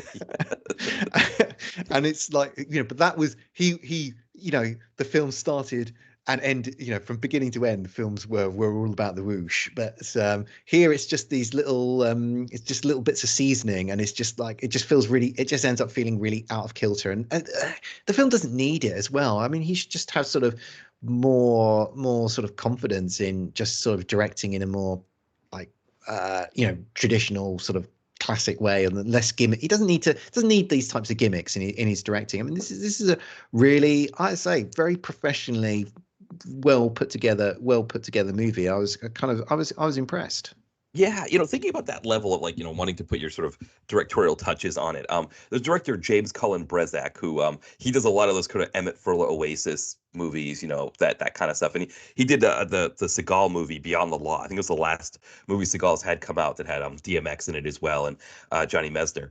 And, you know, obviously working with Seagal, right? There's so many limitations when you work with Seagal, right? You've got to, there's so many things you have to do, you know. And one of the things I would notice about the movie is that he would have these shots in the film, like, you know, like maybe like an overhead shot, like they're sitting in a diner, there's an overhead shot of just the table with the coffee cup on it or something like that, you know, full coffee cup. And that's how he got his little touches in. That's how he kind of made it feel more like he's an auteur, or he's you know, he's doing art, you know, as opposed to just getting a paycheck.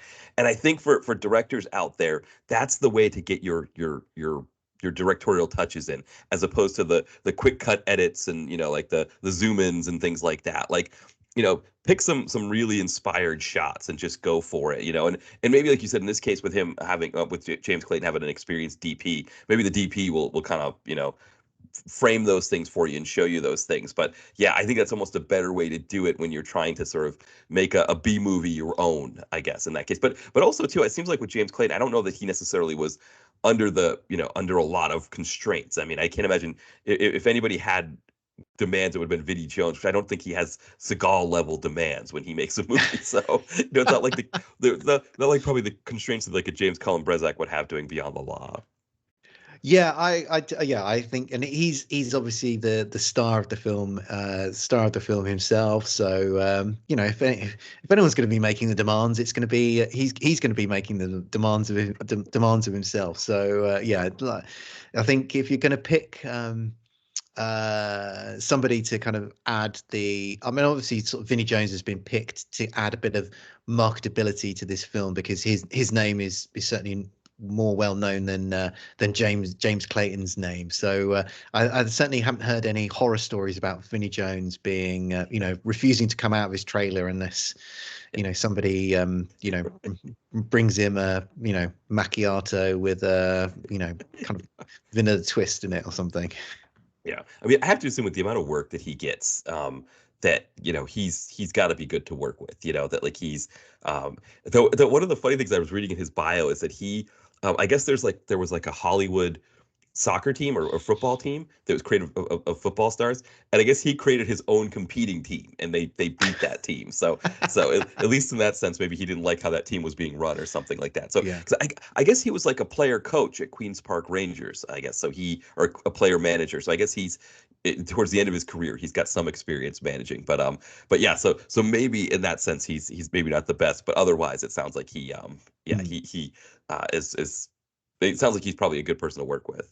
Yeah. Did you in this film? So I wanted to ask you a question about the main character that is played by James Clayton. We never actually find out his name in the film. He's just credited as the thief. We never learn what his name is. But in this film, he's sort of we very quickly learn that he's got an element of chivalry. So whilst he's quite happy to sort of rip off some drug dealers for millions of dollars, there's that scene where he doesn't shoot a guy when he's trying to make his getaway from that junkyard, chooses not to shoot them, and obviously he ends up helping the pregnant, this sort of girlfriend of Vinnie Jones that's trying to get away from that relationship, ends up helping them. I mean, it's sort of, so his behavior is justified, I guess, in the film, in the sense of we see him behaving in these ways that suggest that he has, he's reluctant to kill people and that he does have some sense of honor. But I'm just sort of wondering, how realistic is that in somebody who is essentially a professional thief? Like, I mean, it's a pretty,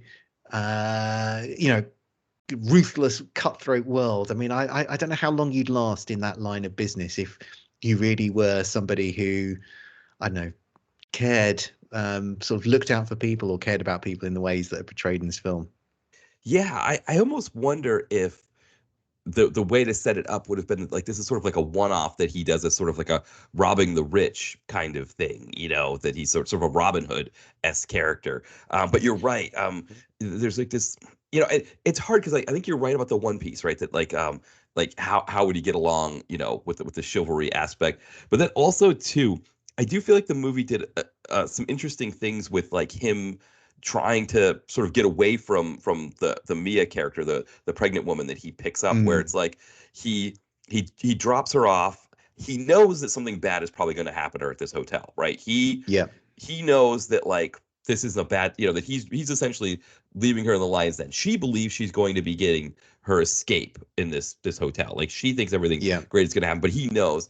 And as he's driving away, he sees the doll in the back seat. So the main character Mia, she was given a Raggedy Ann style doll that speaks when she was a young child, and she's kept that doll with her entire life.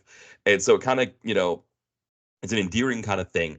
Whereas that main character, he sees that, and it's almost like he would have had to be so bad, right, that he doesn't want to just go.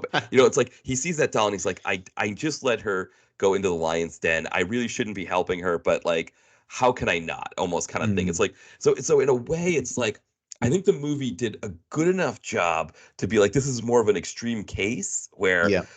he has to be a real jerk to not want to like help her after seeing that. And so it was interesting. I mean, the reason why it was maybe a little bit harder to believe is that that doll means so much to her. You feel like she would scoop that up right away as she's Yeah. leaving the car. So that's where it was a little bit more of like I don't know if I can believe this, but him going back for her when he sees the doll, that I could kind of go for. Yeah. I mean, I sort of take a baseball sort of, batter's approach to these sorts of films, where you kind of, it's three strikes and you're out. So I felt that element wasn't believable. That was one strike, but this Bulletproof, it doesn't actually commit any other kind of strikes. So I don't end up sort of then bailing on the intellectually bailing on the film, because it's like, oh, you know what, this is just too much for me to go along with, too much for me to sort of ignore. So yeah, I think it did a good enough job that you can definitely sort of overlook that particular aspect of the film. But the other thing I was like wondering about this film, because at the end of it, big spoilers here, but I don't think I don't think you tend to worry too much about spoilers on Oh yeah, no. on your show. Well, Is that so, unless it's like a huge plot twist, and then I'll warn people, oh, there's okay? spoilers. But this movie, I don't think there's anything that's such a huge plot No. twist that you'd be like, oh man, you just ruined the movie for me. Yeah, but I was just thinking about this film, and because at the end of the day, he lets lets Mia fly off on his airplane with the cash that he's sort of previously stolen, and it just made me think, okay, could this be a franchise for James Clayton? Could this be the start of a series where, because his idea of stealing this money is that he can basically retire on it. He can get out of the game. He can retire on it. So that sort of every film is him pulling a job with the idea of, okay, this is my one last job. I'm going to be able to sort of, sit on a beach and, drink daiquiris and retire here. But then his chivalry and honor sort of come in, and he ends up sort of having to sort of give the money away to somebody else that he sort of meets in the course of the film, and that just then sort of repeats itself over the sort of the next 5 years, where he's constantly doing sort of one last job with the aim of retiring, but he's then going to have to give this money to this poor old lady who's I don't know, lost her home or something, or as a consequence of being caught up in this particular crime. Do you think we could get further adventures with this character Yeah, there's along those lines? almost like a Robin Hood quality. And one of the things, right, because the line we get at the end, or what we find out at the end, is that he realizes when he's when she's leave it, he's giving her the money and saying go, hop on the plane. He realizes that because there's more money being hidden at that junkyard where he stole the original money, and he realizes that he's essentially killed off all of Vinnie. He killed Vinnie Jones and his gang off, and he's like, oh, this money's just there for the taking. But you make a great point that he could essentially travel the country and find these situations and think of the different people we could employ as baddies, right? So we've got Vinnie Jones here. Maybe the next one, it's like Danny Trejo, right? And maybe he's got like a biker gang or something, Yes. Yeah, so you could employ him, as a baddie. I'm trying to think of who else we've got, for those kinds of roles that, like I mean, we could have Ron Perlman. Ron Perlman would be one. He'd be perfect for Yeah. that sort of. What we'd perhaps a corrupt sheriff or something, who's I don't know, running some town. Yeah, I mean, it's almost like an A-team kind of thing. And then, like you said, that like maybe like it's not even like a dilemma for him. It's almost like he finds out that there are these situations, like maybe like you said, like there's an old age home or something where that's going under, right? It needs the money, and he's like, okay, well, I'll just I'll steal from Danny Trejo's biker gang that's cooking meth or whatever.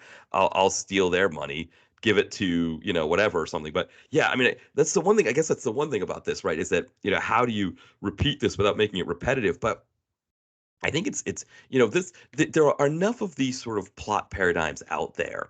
I mean, the Blood Fist movie series. You look at the Blood Fist movie series. They just took so many like of these framed paradigms of movies and just expanded them out to these action films where Don the Dragon Wilson gets into a fight scene every 10 to 15 minutes. And it, as a series of films, it's kind of, it's kind of a fun thing. I mean, I'm sure with The Thief, like he could come up with any number, there's plenty of paradigms out there for action movies that he could go with, I mean, there could be like one where he's a thief and he steals a government secret, right? And so now everybody's after him, I mean, all those kinds of things could happen there. And of course, like, the woman, in this case, the woman is who she says she is, right? But maybe in another one, the woman's a government agent herself and he doesn't realize that. Like maybe he, like, what was it? Blood Fist 4, I think. No, Blood Fist 5, where he picks up a lady of the night. And it turns out that lady of the night is a government agent working for Steve James, who's, so spoiler alert on Blood Fist 5. I just gave away the ending there on that one. but so there's a lot of, I mean, you could essentially just go into the Blood Fist catalog and just grab all kinds of different storylines there if you wanted to. But any but yeah, so there's a lot of places you could go with this character, which I think it's maybe the best praise for a movie is, oh, I want to see more of this character in more films like this. Yeah, I mean, what did you think of?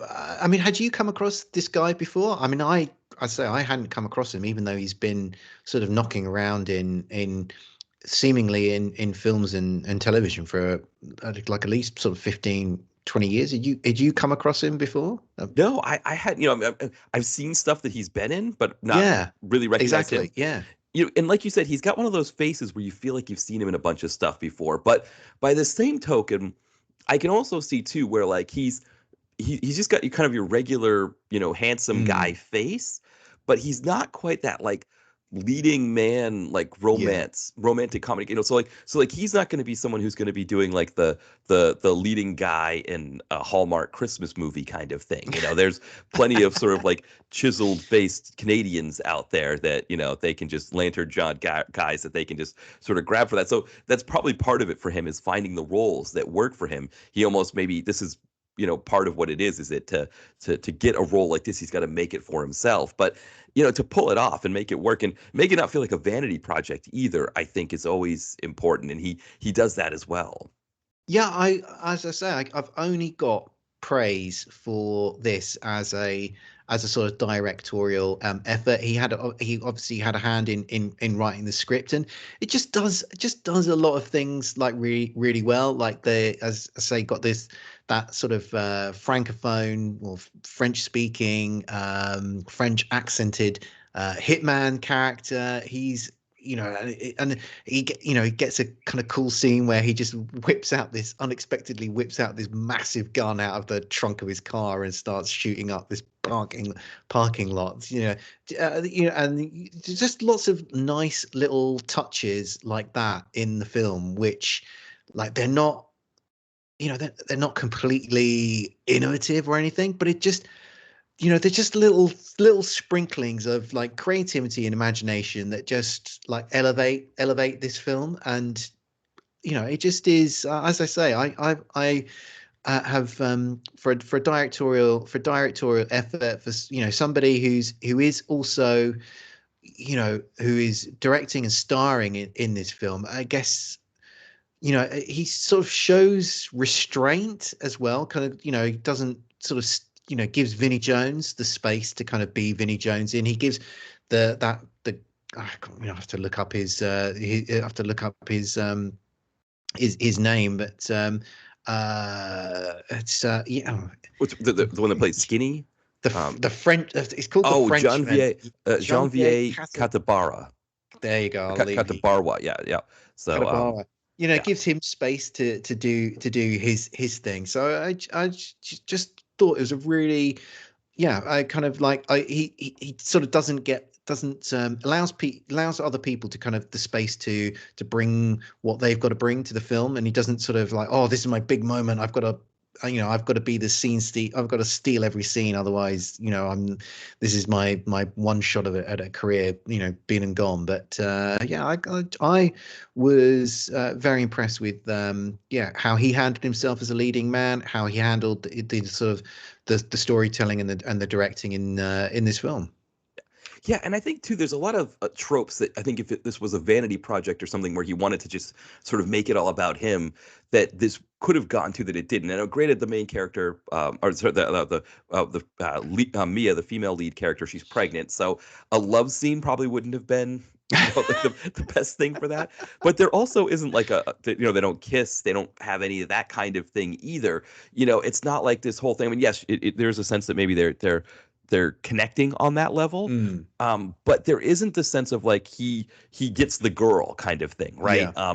And I think that's a huge piece. There's no damsel in distress element either. It's not like, which again, I think it's not easy to do when the female lead's pregnant. It does seem like a little bit rough, but it's so sort of like towards the very end, she's sort of captured by Vinnie Jones, but it's not like a thing where he's got to like I guess storm the castle, right, Yeah. and get her. So a lot of those elements that it would be easy to fall into as a first time director, making a movie that's where you're the main character. He doesn't fall into any of those, and like you said, he lets these other actors really play their parts really well, and as a result, of course, we get this film that's just really just a good straight ahead actioner. And so I think for people out there making movies, I understand, like, there's like, I think what Scott Weiper was going with The Big Ugly, he wanted something beyond what this movie accomplished, right? He's trying to Yeah. really stretch, and he wanted something bigger, and to be able to say, I really did this big thing. Sometimes there's a lot to be said for just doing something that's straight ahead, 90 minutes, and hits all the spots the right way. And I think that's what this does. Yeah, I mean, it's a very tiny gripe. I mean, because I've been polishing James Clayton's Halo quite a bit. I think the one slight misjudgment is that he tries to give himself a few like one-liners to punctuate the action scenes, and I didn't feel that they were like either justified by his character or sort of justified within the moments of the film. So there's a scene where they're at a big shootout in a parking lot. They sort of manage to hop into a car and they burn out of there. So they're sort of essentially like running for their lives. And James Clayton, as he's sort of like doing a 3-point handbrake turn, he sort of the guy's let's have some fun. And it's just like, no, you've very nearly been machine gunned to death. You're now running for your life. There's no sense that you're going to actually survive 5 further minutes. Right. I just don't think you would say that at that moment. It just really that line just like fell on the floor. And there's another one where he sort of says, it's quite a good action scene with the car. They kind of like the doors lost the car and they're fighting in there, and it ends up with him saying a line about should have buckled up, and it just that one was a bit, oh really. So yeah, some of the one-liners were a little ill-advised, I think, in the context of this movie. Yeah, and I think especially the let's have some fun one, because throughout the film, he's kind of let it be known that he doesn't necessarily think he's going to get out of this alive. That like he feels like that the fact that he is doing this, that he is taking, he's helping out the wife of the mob boss he just stole all this money from, is the wrong play, right? That he's just getting himself into further trouble, and he'll be lucky if he gets out of this alive. Yeah. And so the fact that he'd be thinking he's lucky if he gets out of this alive, but then he's like, let's have some fun. No, he would be like kind of all about business. Like, let's just get out of here. And, we got to roll. So, yeah, I totally agree with that. I mean, you could give him a one-liner there, but it would need to be perhaps a bit more self-deprecating. Yeah.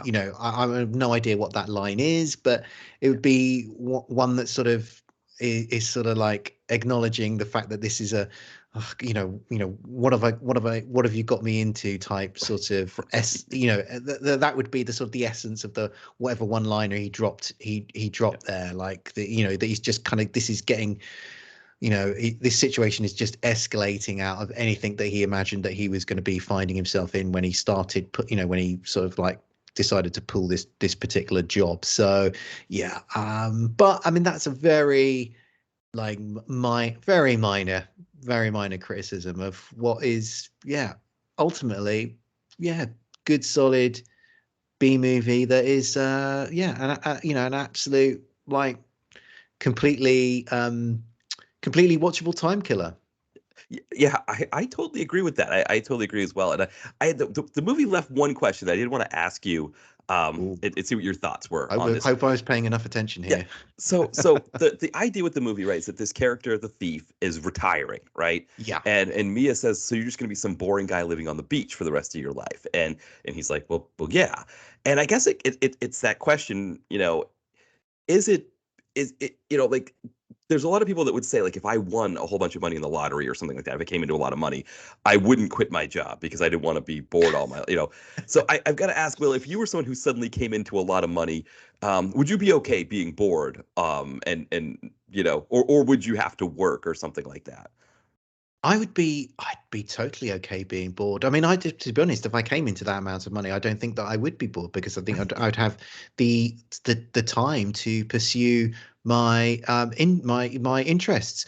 And even if I was bored, I mean, I you know, we don't need to go into the details of what I do for a living. I mean, there are elements of my job that I enjoy. There are also a lot of my elements of my job that leave me incredibly bored.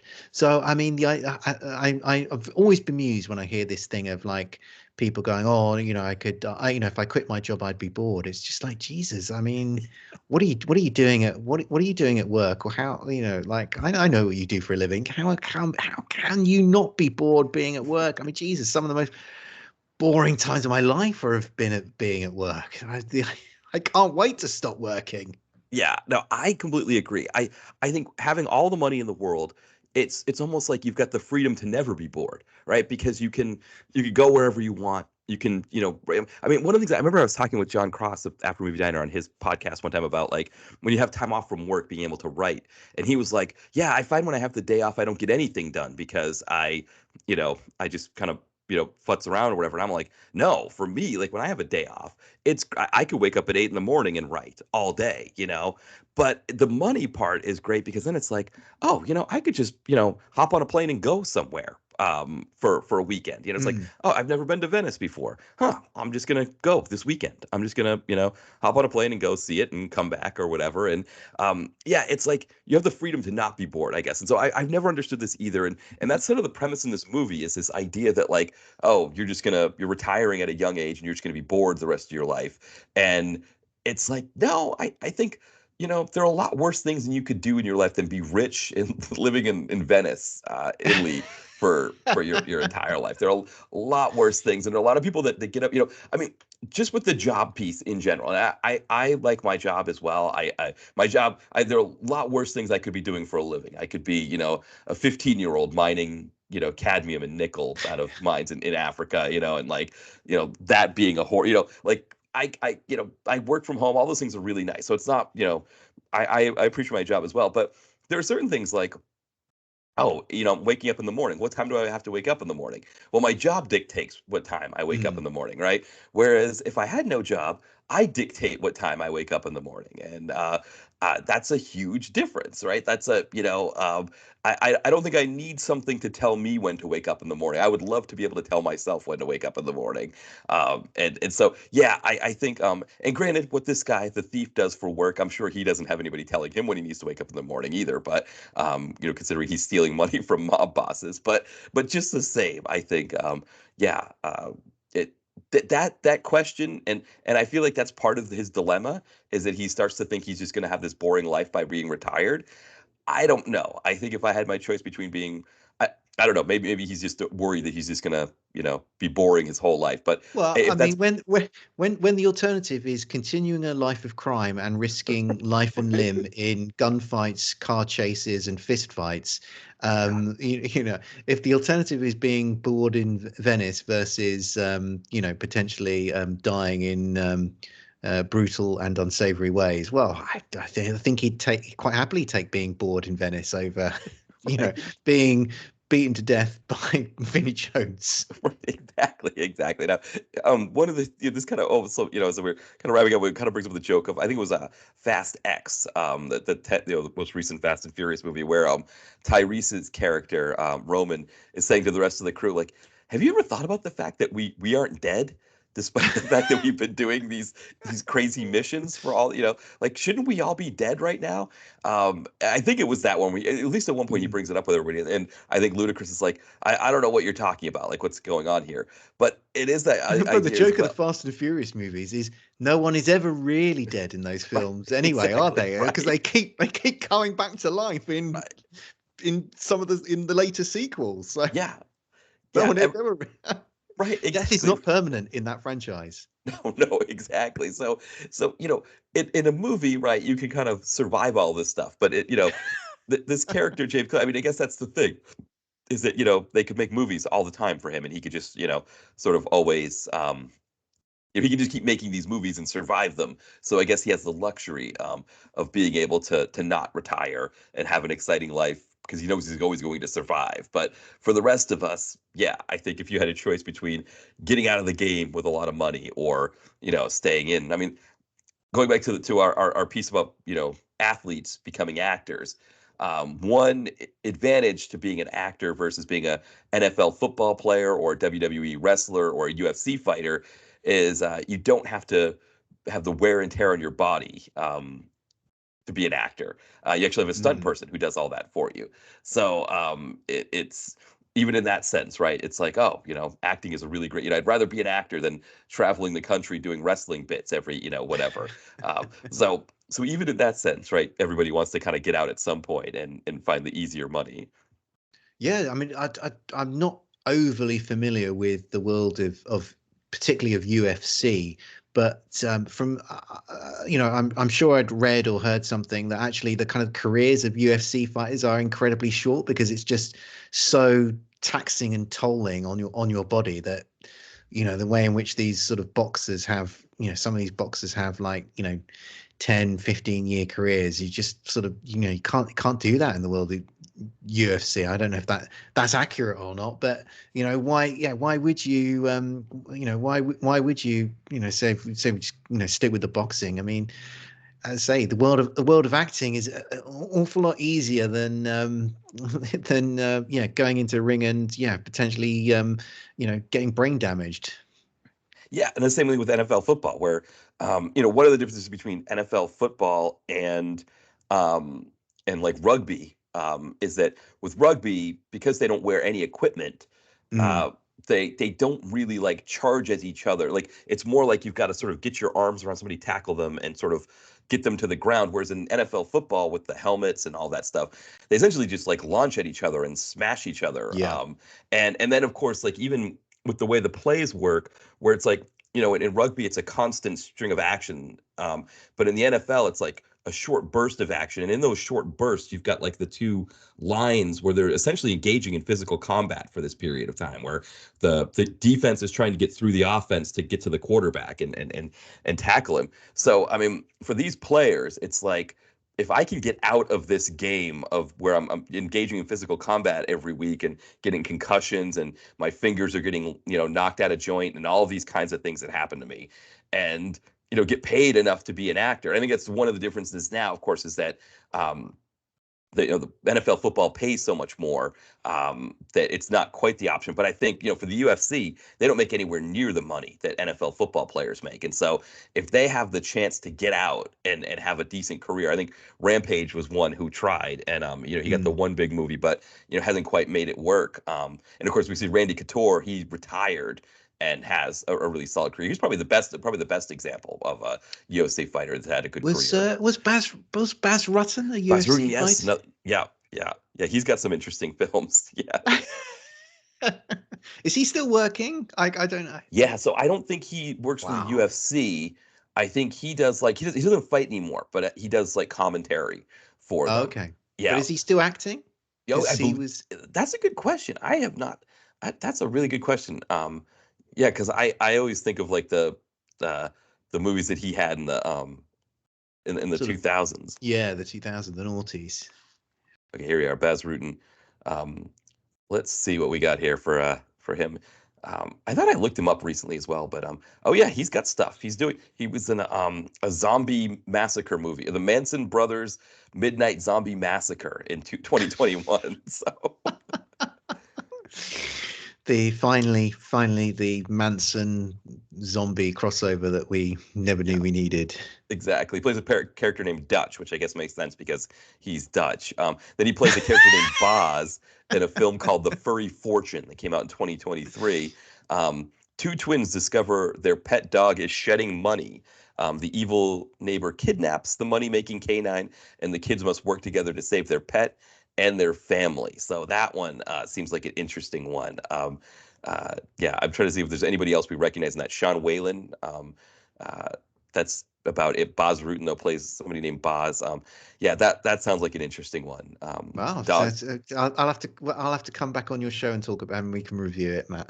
Yes, yeah. Yeah. Now, I had one last quick thing before we wrap up here.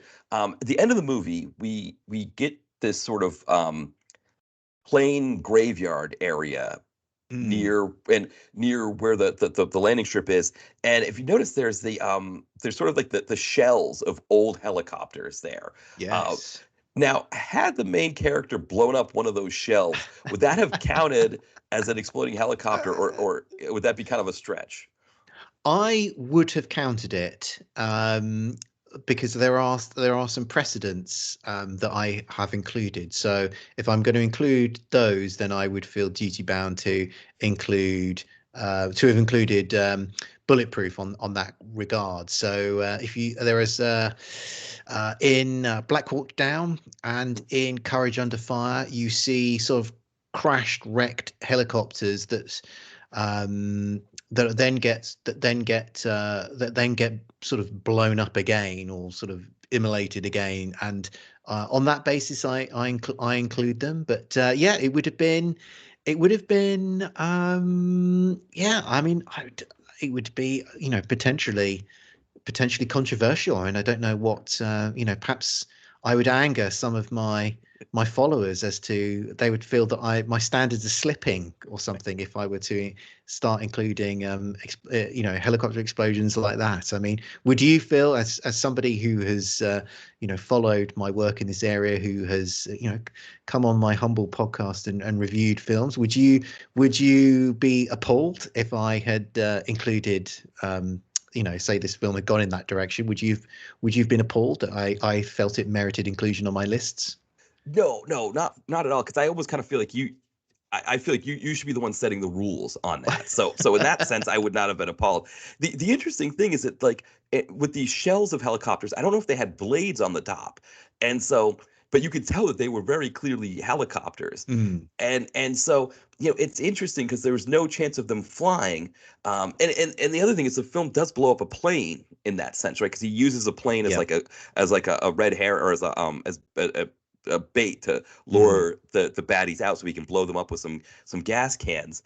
Um, and so yeah, I no, I wouldn't have been appalled. I think for me it would have been a kind of a quirk in the Yeah. that this film blew up a helicopter, but it was kind of more of a shell of a helicopter that was being used as sort of like cover in a shootout. Yeah, and I think it would be, I think I would include it, but I would not. I find it hard to think that I'd ever be eulogizing about a helicopter that's exploded, because you want to see rotor blades flying off in all Right. directions, and if you're just sort of seeing the sort of the skeleton or the carcass of one exploding, well, it's a bit like you're being cheated. Right. So yeah, I would include it, but I certainly wouldn't be. I certainly wouldn't want it to start becoming a trend of movie makers. Yeah, exactly. And it is interesting, just as we're wrapping up here, that the exploding helicopter gets a tag on IMDb, depending on, if a movie has one. So it would be an interesting way for a film to get the tag on IMDb. So that's just sort of an extra sideline there.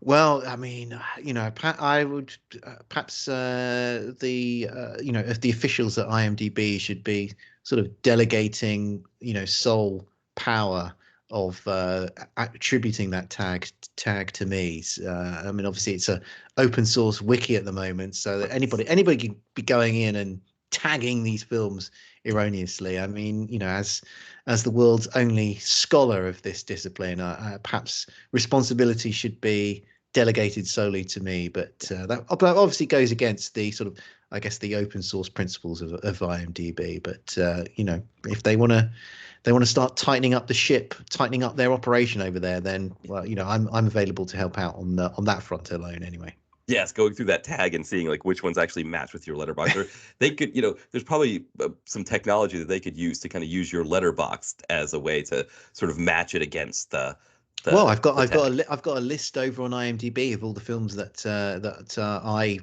um, I think include an exploding helicopter. So then be very easy for them, for one of their database whizzes, no doubt, to sort of, yeah, incorporate that into the tagging process. So the technology is there. It's all lining up. It's all lining up neatly now, Matt. Yes, exactly. It is interesting. Again, this movie, this movie didn't take it there, so we don't have the dilemma.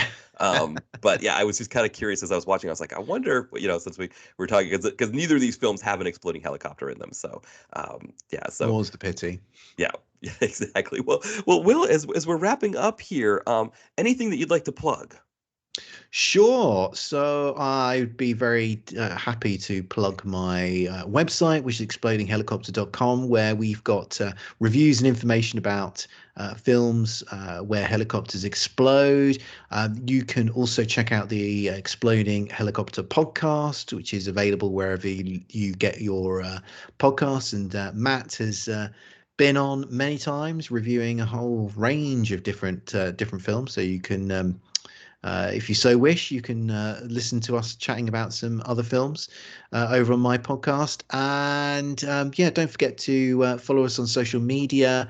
We're on Facebook, Instagram, and we're also on Twitter at Chopper Fireball.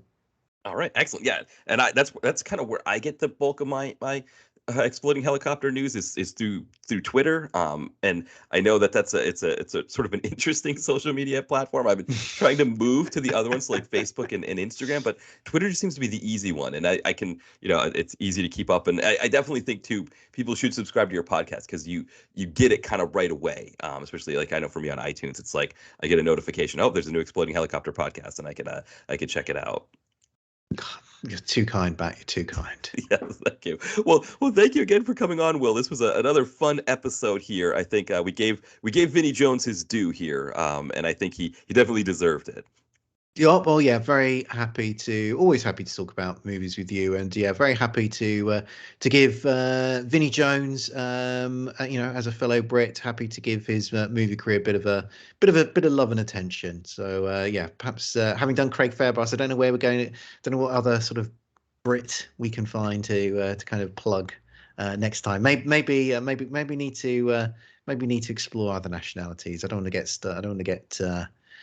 I don't want to get too jingoistic in my sort of film selections. Exactly. Yeah, we'll kind of see who else is out there. So yeah, and thank you everybody for listening. And yeah, we'll be back soon. Bye, everybody.